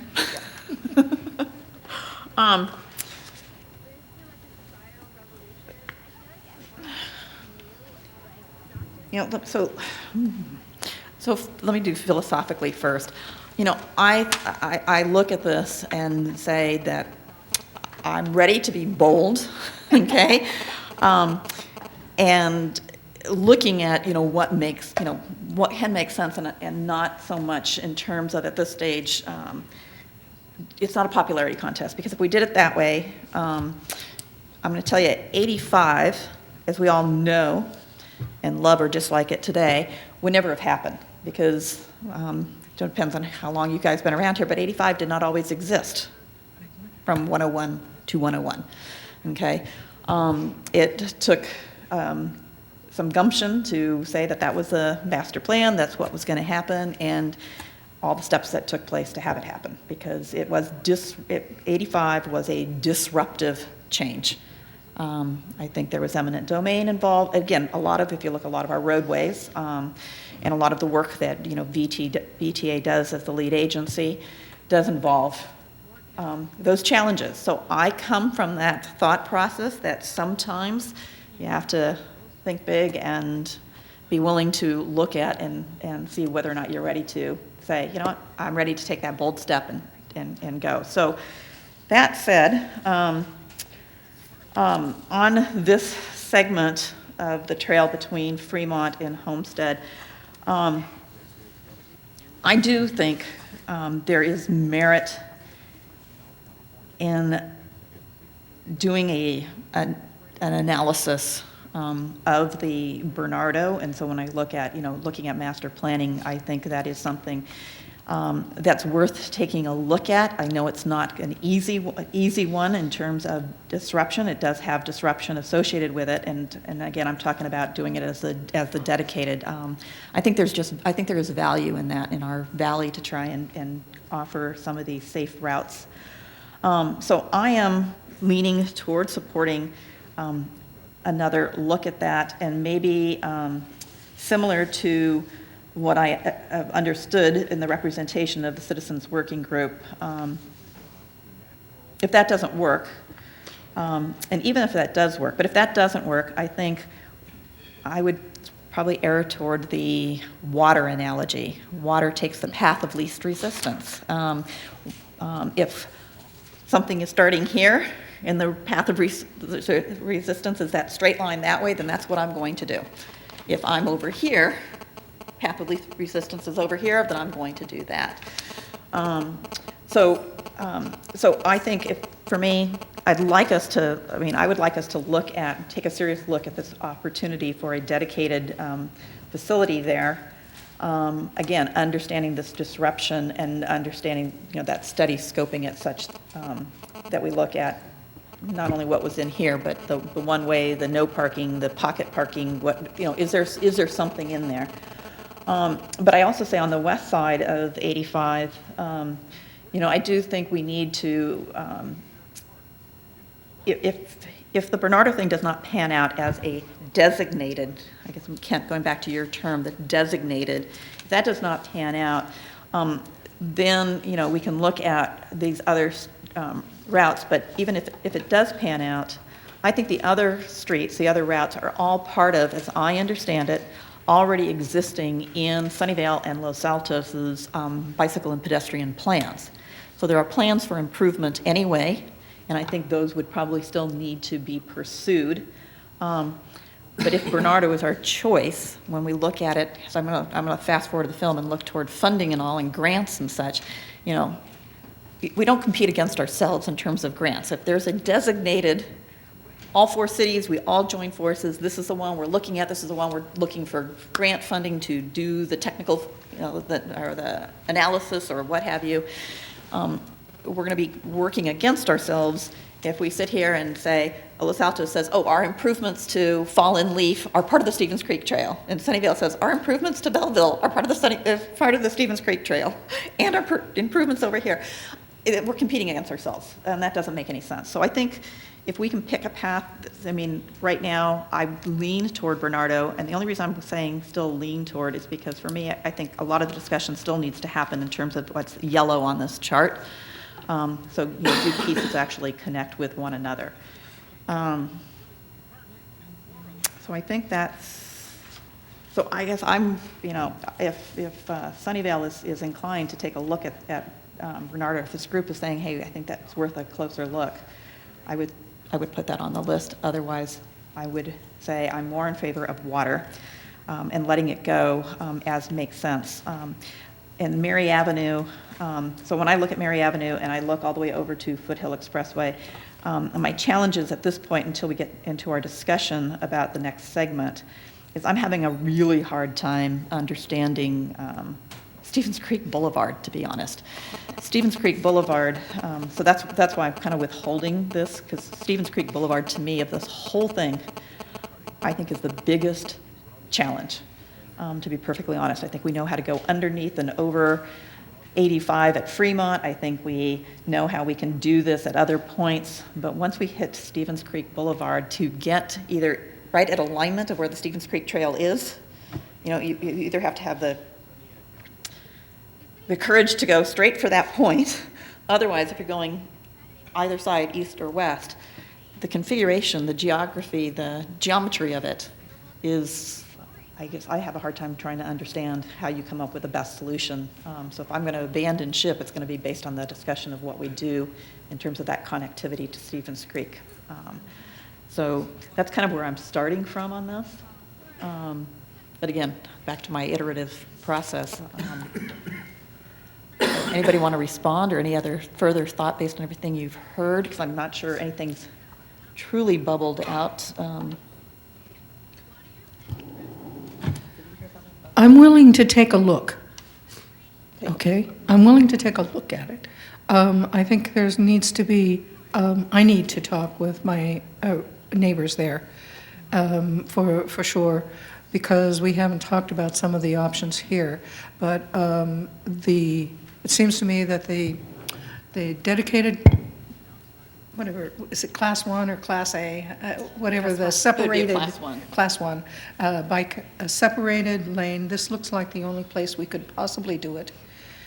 If we can possibly do it, that creates a safe corridor for everyone who would use that. We don't have any other opportunity on a streetway to do that, in my view, here, even on Bedford or Belleville or any of the other streets on the other side, because we do have that one, it's already got one, half the block is gone, right? It's against 85. So I'm willing to take a look at that. I also need to get to talk to my neighbors about that and make sure of what we're talking about exactly. So it depends a lot on the technical issues and what we can do.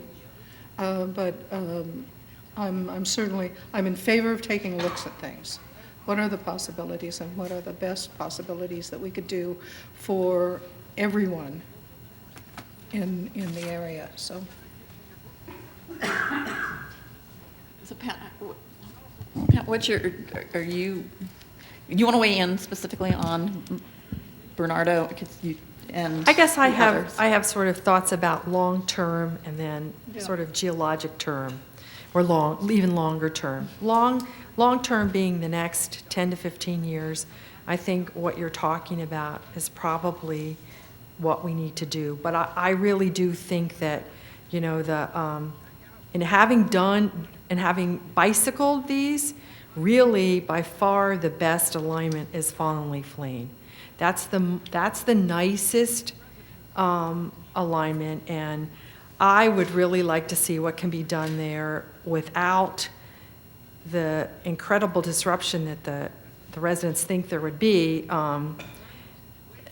just in putting better bike lanes and safety. You're saying that that's part of the Los Altos bike plan, and maybe that's enough. But really, when you just bike these, going down Bernardo is not attractive by the sound wall. I mean, that may change. We may improve it by putting in, separating it and putting in some more public art, and I can see how it would be improved, but that will be a real engineering feat. Okay, so that's just sort of the next 10 to 15 years. I am also thinking we should look out more in the next 40 to 50 years. And in the next 40 to 50 years, I think that we should somehow pursue an investigation of buying creekside property to make a trail. This would be the Water District, for instance, has, when we build a flood protection project, we typically look about 40 years ahead.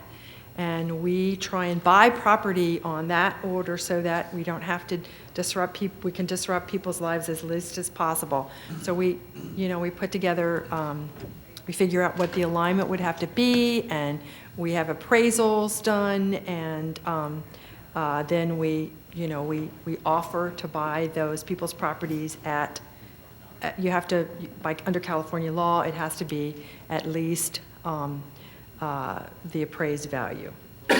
This would be something that would be a long time because, we all know this land is tremendously valuable, and not only that, everybody might not be interested in it. I mean, a lot of people might not be interested in it. But at the same time, I counted along here, and, we're in the order of 30 properties. 30? I think it's about, 20 to 30. I counted it a couple weeks ago. Really? Yeah. There's some breaks where there's PG&E properties, and anyway, we'd have to do that again. It'd have to be investigated, but I just think sort of the long-term time, we should be looking at that. We did hear from the community that they really feel cheated by not having a creekside trail. This isn't something we can do in 10 years or 15, but it may be something we can do in 40. And so it's just another thought I would like to share that we should be pursuing long term. The Water District did that on Reach 6, right, for the Guadalupe Yes, Parkway. we did indeed. Over 30 years. We did indeed. that Yes. with 57 homes. Yes, and we have bought a number of houses along Diericks Drive in Mountain View. We bought them in the 70s for doing a flood protection project along Stevens Creek, and it hasn't been needed yet, but it may someday. So we really have very long-term plans, and the idea is not to disrupt the community, but to be able to provide, the best service we can. And so, I mean, this would be a bit of a different flavor of doing this, but it's the same kind of general principle, and it would take a long time, but I think that it's something we should look at.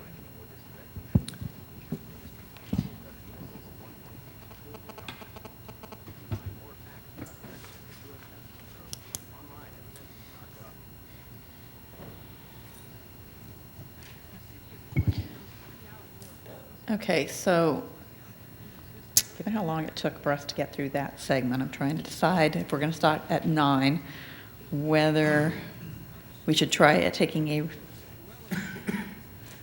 running start at the next segment, or pull out our calendars and do the public comment. So, I mean, this might, And move on to the next segment 3? to this, from, so when I say next segment, to go from Homestead to Stevens Creek, and I just don't know if that's, I was going to take a- suggest that we might jump to the last one, because I don't think that's so controversial, and then go to the public comment. so the last one being the connection over to Rancho? Yes. Okay, we can do that. Good idea. Okay.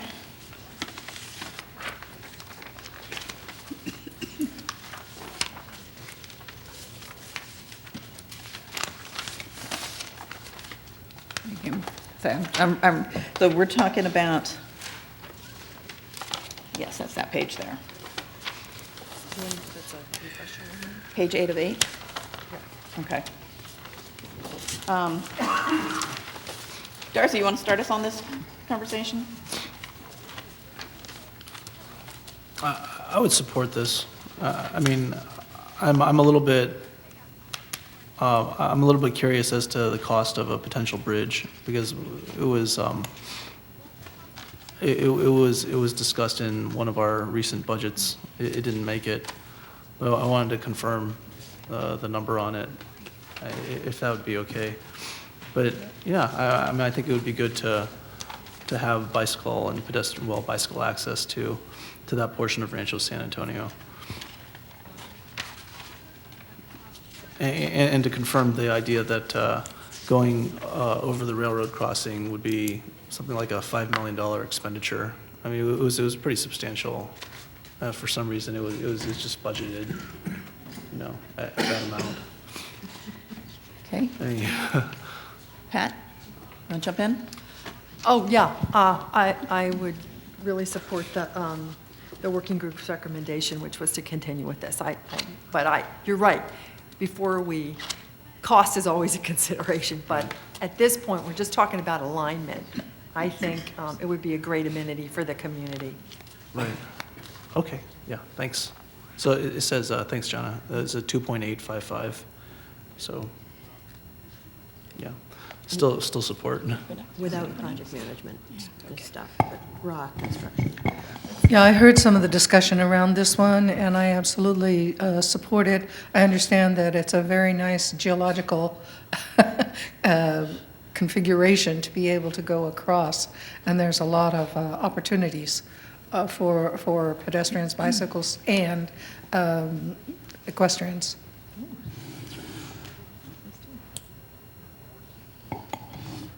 Okay, I'm going to be the contrarian. So, I don't disagree in terms of, I think this is a wonderful opportunity. I think it's been talked about since 2008, at least. I think it's a wonderful thing. What I'm having a hard time is, I don't see how I can label this the Stevens Creek Trail. Okay? So when I look at this and we're trying to put forward a master plan, concept for the Stevens Creek Trail, this is, I mean, it can be a spur trail that Cupertino can pursue. I don't disagree with pursuing. I think there's a lot of advantages to it.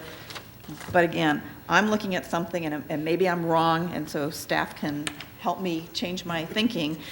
But, you know, when we look at going for grants and funding sources and stuff like that, you know, if we're trying to build up something called the Stevens Creek Trail, I just don't see this being justified under the heading of Stevens Creek Trail. So it's a wonderful access for Cupertino residents as a Los Altos City Council member, and knowing that this park is the heaviest used park. Yes, I think it's wonderful if we can get a back access to this park. I think when you distribute and when you look at all the people there and the parking and the traffic and such, there's a lot of good for doing this, but just not under the Stevens Creek Trail umbrella. So that's my contrarian point of view. Actually, I think the Citizens Working Group agrees with you. They think it's a fabulous amenity, but not part of the trail. Which is fine. Anybody else? It doesn't mean, though, that, you know, Los Altos wouldn't support you in terms of trying to get Spending grant that. funding to do this, Sure, because sure. it's that many more people, cars off of our Oh, streets, I too. completely agree with what you, yeah, I mean, geographically, it's completely disconnected from, you know, everything else we're talking about. I mean, if you're talking about going off a foothill towards Rancho San Antonio, you would think that it would be a little bit further north that we're talking about to try to connect it through, you know, a little bit south of the 280 along Foothill rather than, you know, along Stevens Creek. But you're right. I mean, this is completely, it's at the point where the trail starts, but, you know, about a mile due west of it, so. Okay.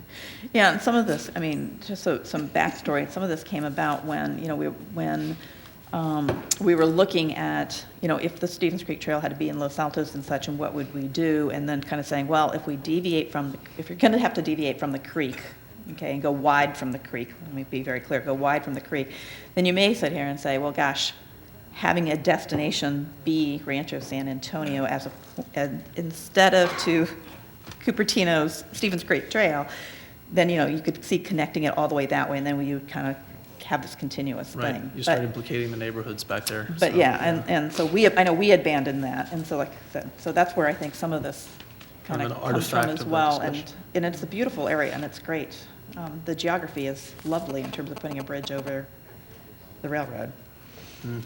Okay, so Pat, we did that, and good job. Okay, so what I'd like to do is, before we open up for public comment, can we talk about next meeting or meetings? I was envisioning, even if we did conclude this, that we still had to meet in terms of some of our deliverables beyond just a route recommendation, but really start having that, based on what we come up with, truly trying to define what is the ask that we're asking each of the individual councils to do. And it's easier to come up with the ask once we know what it is we're working with. So I saw that as being a meeting separate and distinct, so our brains can rejuvenate first. Now it looks like we have the meeting to continue this, so that we can come up with this. So it's, to me, I'm kind of sitting here saying, I think we need to look at 2 meetings. I'd rather book 2 and cancel 1 than book 1 and then struggle for the next meeting. So that would be my recommendation here. Any thoughts? If so, if not, then can we look at calendars? And Sunnyvale, you're the lead agency, so I'm going to ask if you have a proposal in terms of time frame, or is this a as soon as we can type of thing? Is this a I would please say no it's as sooner? soon as we can, so sooner is better. And certainly, I know everyone, city council is interested in seeing the information come forward. So the sooner this group makes a recommendation, then really the next steps are to take this to each city council. Okay, and so then the next thing is, how much time are we willing to, I mean, with enough planning, how much time are we willing to sit around the table and have this discussion and drive it to a close is this, because, another 2-hour meeting may not do it, guys, so what do we, we have a variety of options. We can do something starting earlier, we can look at bringing some food and having a working meeting, if we want to stay with that type of an approach. I don't know if I dare say, you can look at doing a weekend thing. I'm less inclined to, but I'm open to suggestions. So, preferences. And I know we're in a difficult time because I think some councils are on break, and when council's on break, it usually means council members and staff people can plan some vacation time and get away. What about Monday, the 27th?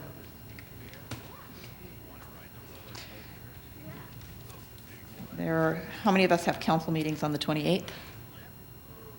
No, sorry. I have a council meeting on the 28th. Is it just me?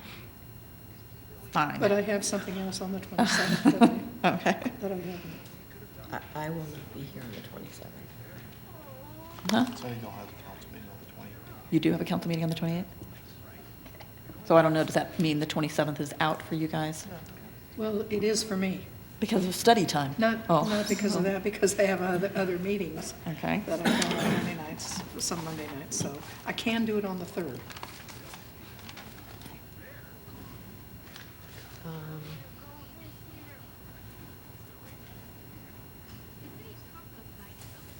I'm flying back on the 3rd from vacation. If my plane is on time, I can do it. So Can you do it this week to stay with the discussion? it would be nice if we could, there's merit in that. Oops.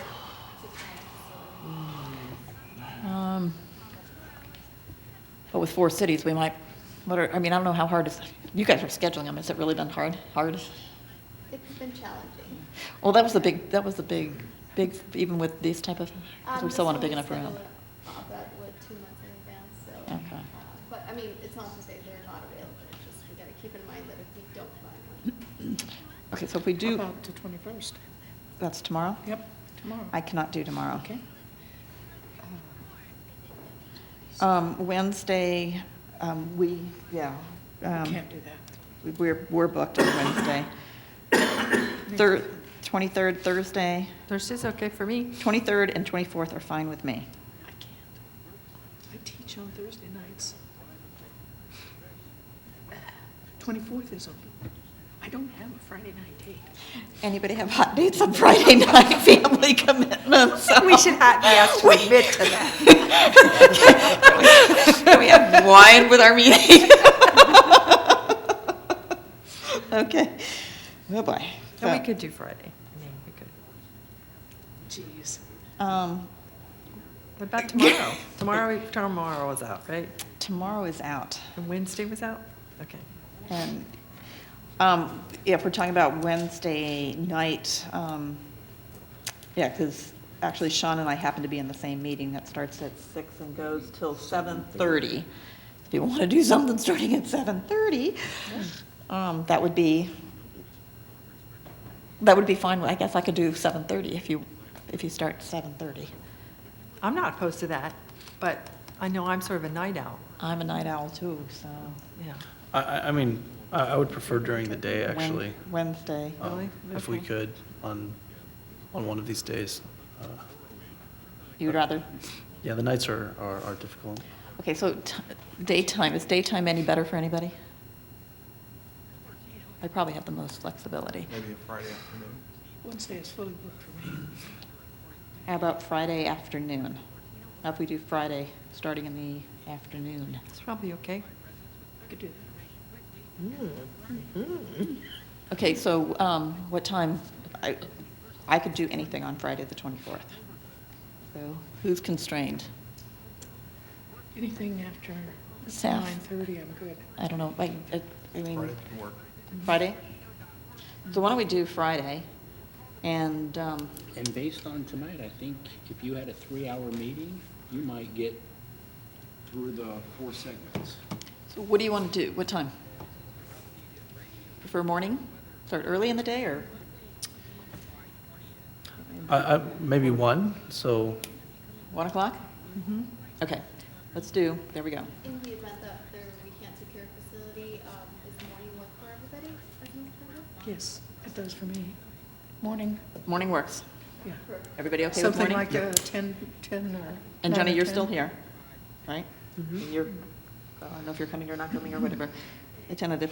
Okay, so the 24th, first choice is 1 PM start. I would say just block out the room for the whole afternoon. And then if we need to go to morning because of facilities, let's go ahead and do that.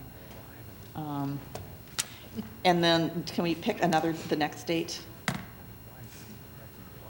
And that we might not have to do. I would suggest that potentially, depending on how successful you are in the next meeting, you might want some of your thoughts crafted so that you could actually review it Right, in that's we need- advance. we need- So you may we want need to a give gap. yourself a little bit of time. I'm 29th, Wednesday, not sure that gives us enough time. 31st, Friday. How much time does staff need to try and turn around and create a similar kind of thing that you did? Staff did the Citizens Working Group thing, so how much time do you need to, if you assume a similar document, I did it. how long would you need between the 24th and? I did it fairly quickly, but then the Citizens Working Group had time to review the admin draft, and staff had time to review it and revise. And that was all offline? Yeah, that was all, email. So it was, added at least another week, and I probably took 2 or 3 days to draft it and revise it and stuff before I was ready. So we're to talking send it and to do the map. At least 10 days then? So just, the Citizens Working Group meeting was June 17th. and we sent it to you guys, I believe it was July 10th, Friday? I don't remember. 3 weeks, 2 days. About 3 weeks? And it could be shorter than that because this is the same committee, right? Right. Where the Citizens Working Group revised it to get it to you, you're actually getting it, it's your work.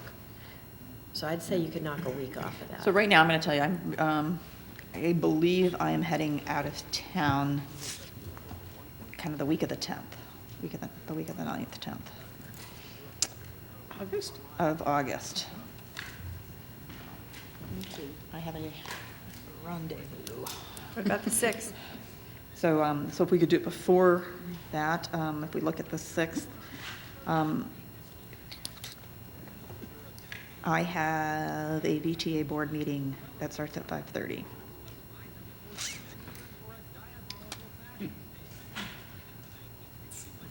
It's nice to know that elected officials don't do anything at all. We have nothing. We have nothing on our calendars. So Friday the 7th, I'm open. Again, VTA board, if we did a daytime meeting, a morning type of meeting, I could do the 6th. I gotta drive to San Jose, and traffic is not fun.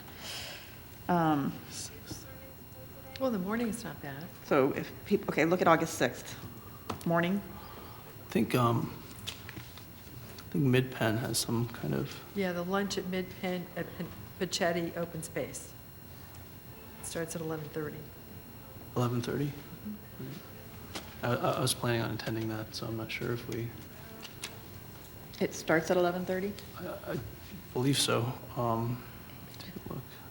What if, can we do like an I can't go. 8 o'clock on the 7th, on the 6th? I've got an 8 to 9 and I've got, Yeah. Nothing movable? well, there's 2 things that I can't move, Okay. one I could. What does Wednesday, the 5th look like?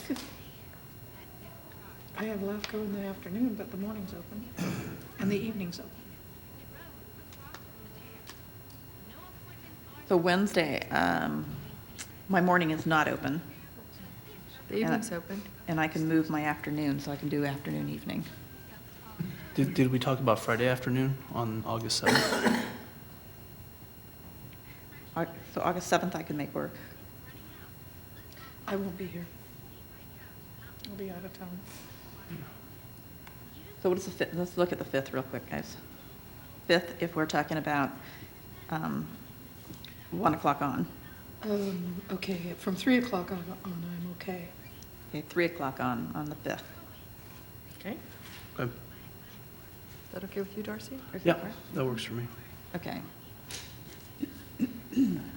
Okay, so that gives us 2 things to work for. Is that okay? Friday, July 24th? So what I have is Friday, July 24th at 1, shooting for 1 p.m. But we said we could do whenever the room's available. AM if needed. AM if needed, and preferably not going into our evenings. Then on August 5th, 3 p.m. and afterwards. Okay? Just for purposes, this Friday's, the July 24th, that will be Continue. the continuance of today's meeting. Yes, please. Okay. That it on that? Okay, then what I say, hardest part is aligning our calendars.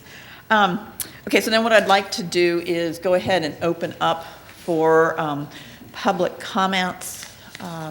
So does anybody like to make a comment? If so, we'll hand you a microphone. Tim? I'm not sure if I need a microphone. Can everyone hear me? Can you guys hear? Pretty loud. Okay. Thank you for taking a long-term view. I wish the Citizens Working Group and the Joint Cities Working Team could have had more of a discussion, because we had a lot of rationale and reasoning that I'm seeing is missing. We had a lot of deep knowledge on the Citizens Working Group that didn't really make it through the report as such. Something that was really important was making sure that this was an addition to the existing network. It was not funneling everyone from these other spaces to the Stevens Peak Trail. It was really about finding a really safe route for kids and families that accentuate the existing network. For instance, Fremont and Mary are already part of the existing network and are great facilities as is. And they would also be very preferred probably by most bike commuters. But the trail added a new element for families to connect to the rest of the network that already exists. Also, next time with your meetings, try to find a place with internet so you can look up the information you need, like around school boundaries, et cetera. And that's it. Thank you very much for all of your hard work and listening to everyone. Anybody else like to speak? Yes, in the back. Do you have a loud, booming voice, or would you like to come up and we'll hand you a microphone? I hand you something, so I can do my loud, booming voice up here if that's okay. Sure. Actually, why don't you hand it to staff to... Okay. And your name? My name's Greg Hofstetter. I'm a Cupertino resident. You discussed earlier the role of the Joint Citizens Working Team going forward and the desire of a number of people to keep you guys around, basically, as you said, forever. Should the Joint Citizens Working Team see the need for a continued citizen input going forward, there have been a number of residents who have been heavily involved with this project for a number of years. You see a lot of them back here tonight. And we would greatly appreciate the opportunity to participate to a greater degree in the process. Now, seeing that the current Citizens Working Group's charter has now been fully fulfilled, and is discussed in the resolution that you have before you, I would like to submit this resolution calling for the dissolution of the current Citizens Working Group and opening up of the process to new members. Thank you for your consideration. Okay, thank you. Next.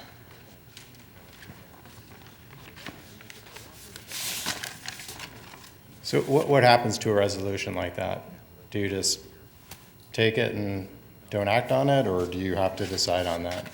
We will not take it. We don't take any action tonight. We will, we will be looking at later in one of our meetings in terms of where we're going after we get to the councils and such. So it's not just the citizens working So group. is there a role for them going forward? Because according to your process map and according to the charter, there's no more meetings scheduled and they finished their charter. There is no planned continuation of, there's no official plan to continue that body, okay? Okay. So we heard that they recommended that this group be continued. I don't think that was that their group gets continued. It's just this, the leadership group, the elected group. Okay. So there was a comment earlier, staff, if you could distribute that, about the cost, about the project. The sheet that's going around now does Your name? summarize. My name is Steve Ellich. I'm a Cupertino resident. And the cost question came up. That is a summary of the costs that are in the Citizens Working Group recommendation, just for your reference. But in terms of just transparency and visibility, I request that this body do everything in its power to make everything completely transparent in terms of publishing the preferences of the city council members that are participating in this body, that the process for developing the ask be outlined and put on the project website. And as things go along, there's opportunity for public input. So right now, I don't know what the process is for publishing the final version of the feasibility study. What is the final published date of the feasibility study? We don't have an exact date for that yet, but we have committed to finish the feasibility study and publish the final version before it goes to the city council. So we certainly expect that to happen in the next month or two. So, but you're already moving to recommendations. Don't you need to publish the final version of that, which had corrections? There were corrections that had to be made in the feasibility study. Public comment, everything else that went into it. Isn't that something you want to see the final version of before you develop your recommendation? And furthermore, in terms of public visibility, I don't think meetings during the day serves the public. Most people have to work. They can't attend and hear what's going on. Anything else? So, in summary, I would just ask you that the process for the Citizens Working Group developing its recommendation was very opaque, and we ask you to be very transparent. That's all. Thank you. Any other comments? Okay, let me go ahead. My name's Ben Stetson. I'm a resident of Sunnyvale. Roughly 50 years ago, I got a degree in civil engineering, took one class in highway design. And it's probably a little bit of knowledge is very dangerous. But one concept that I remember from that class is a cost benefit and how you decide which highway improvements you make and which ones you don't. And what are the benefits and what are the costs. And I think from Homestead to Fremont, it's so tough because the costs are very high, not so much in dollars, but in disruptions to those neighborhoods. And I just ask, how many people are really being benefited by making that dedicated route down Bernardo? I look at the $15 million bridge at Mary, and we're thinking, one of the proposals is build another bridge over 280. And it's like, I don't think it's because the bridge at Mary is overcrowded. I don't think we should be spending all this money and talk about all these bridges we're talking about when I don't see a real demand for those. I would support widening the bridge across 85 at Stevens Creek Boulevard so that it is a safe route for bicyclists and pedestrians to be added to that traffic so they can utilize the Mary Avenue Bridge to get across 280, go down Mary on Cupertino side, and then go down Stevens Creek Boulevard to connect to the trail. Thank you. Okay. One other thing, there's some talk about a possible frontage road route through De Anza College. Is that viable to get to McClellan and then down, or is that ruled out? Well, like I said, everything that is in the study envelope, and this body has not narrowed down anything at this point, so. So it's included it in is- your total it is- universe? Everything is open for discussion that has been before us. But that wasn't, Okay. taking the perimeter of De Anza College wasn't actually in the feasibility study. No, but it is part of the public comments, and as I said, the inputs include the technical feasibility study, the public comments, the citizens working group inputs, and then what we bring to the table ourselves. So it came in as part of the public comments. It is, all of us have access to that information, and therefore, it's one of, it has the Another- potential of being discussed, yes. Okay, Okay? thank you. So some of this is why I set that stage up front in terms of there's 4 inputs that we should all be, as we're putting through our filters and looking at what comes out of this, we need to have that. And so next, Hello, Tom LaPierre, and I live in Sunnyvale. And I have a couple of things I just wanted to mention. First off, on the Citizens Working Group recommendation, I'm surprised that they totally ignored the input of the public comments for the three meetings that we all went to. And the other point is, why did they recommend only one route instead of multiple options? From tonight's discussion, there's a couple things that I thought were missing. One is there was very little discussion about access and connection points. I think the access to the open space from Dale Heatherstone is questionable. I think that if you get into that space, there was no real discussion of the connection from the open space to Homestead, to Bernardo over Fremont, and no discussion I heard of going from Bernardo to over Homestead.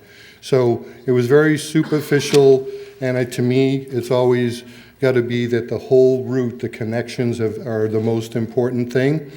I do want to point out that access to the open space is great, and if people are going into Remington, why was it not discussed about using Remington by the Sunnyvale Middle School to Mary, which is a very wide open space. It's very easy to have bike lanes or protected bike lanes on to get to Mary, which there's a whole Sunnyvale project, I understand, on developing Mary for bicycle access to get to the Don Burnett Bridge, which was the $15 million expenditure.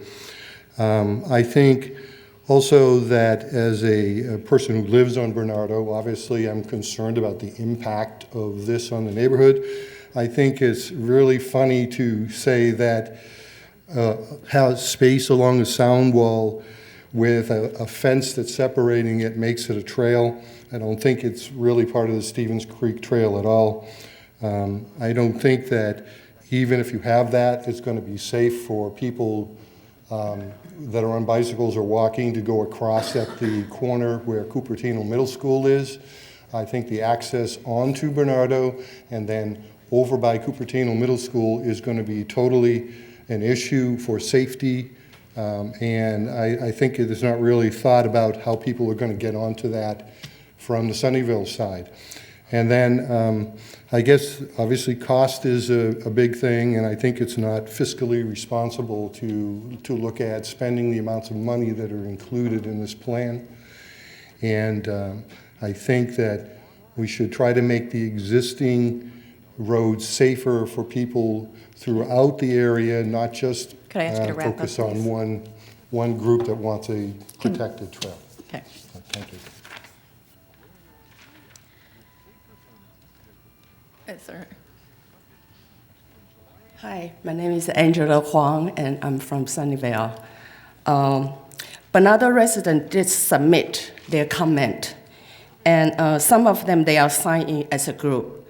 So committees say they did not see them in your exercise, but only in the comment from the public input. So I was wondering, where are our submitted comments? Have they been reviewed, and are they included in the study report? We have not seen them. So it's a major question, where are our public comments? And Jenny said that citizen working group represent public input. However, when I was in the citizen working group meeting on the 17th, they indicate that public comment were not considered as a criteria for them to make a recommendation. So that is one question or consideration. And as you said that citizen working group that they suggest trail should be off the street, separate from the traffic. And 280, cross 280 is not a trail because it's so far away. So just like Bernardo. Can I ask you to wrap up, please? Okay, the traffic, you need to study on Bernardo. How about Mary? Have you considered how to make it safe? Okay. So as a consideration, and they should be put into the consideration too. Thank you. Thank you.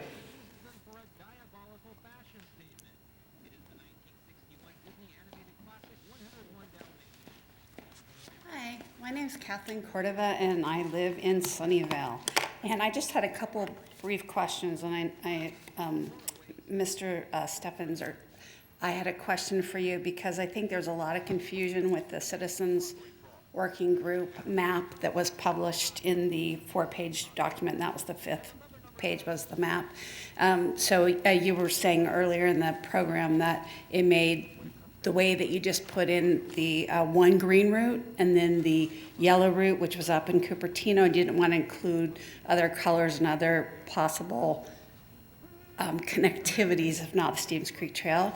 But I think instead it actually confused things even more because it really looked like the Citizens Working Group had said, here's what our recommendation is, and it just goes straight up Bernardo and then over Homestead Road into the Barranca neighborhood and then over 280 and then into the Far Lap neighborhood. So it's a little confusing.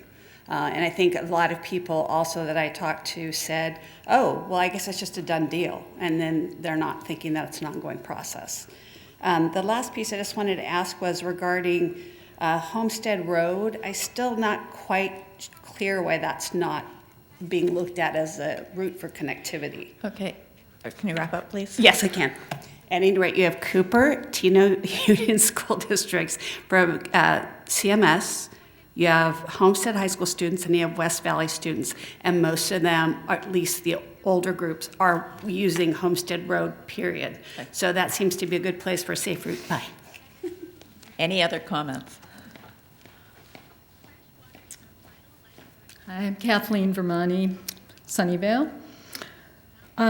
I'd like to know where I can find the access points to Bernardo, which you mentioned. What's your name? Which you mentioned were available, but not. I don't know where they are. Could you please tell us where we could find those access points? I'm particularly interested in the overpass, over the Dalles overpass. The access points that were recommended by the Citizens Working Group are included in the narrative that was published on the project website. And so there's a 4-page written summary and the map that's available that you can download on the website. I looked at that. I didn't see any access from, if I were to go over the overpass from north to south, would I be able to access Bernardo Trail from there? That's really the question. We're not answering all the questions individually. No, okay. I'm not confused about how I can find the answer to that. Okay, so you're not going to find the answer at this point. Okay, so let's just what we have is a description of what has been recommended before us.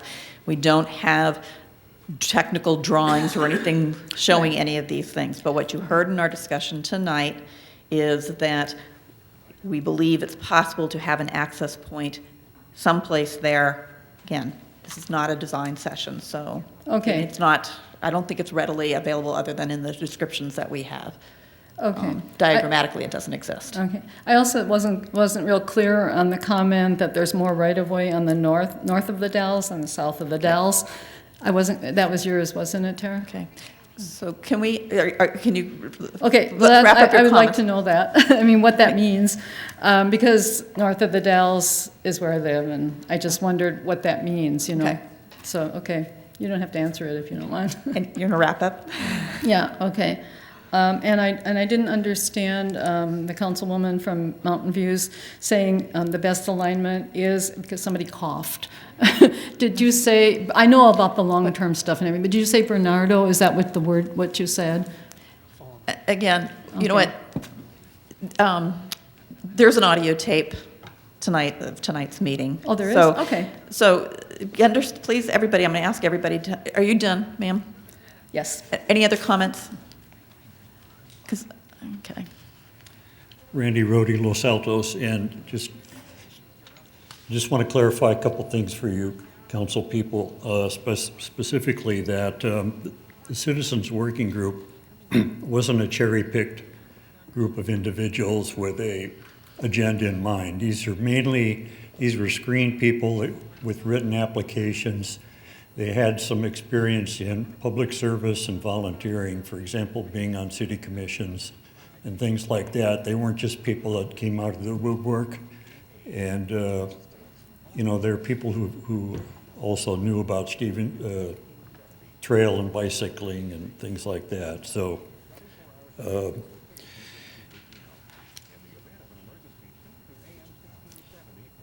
also, just to harken back, you know, you've got 900 comments and you've listened to probably 600 more in your public meetings.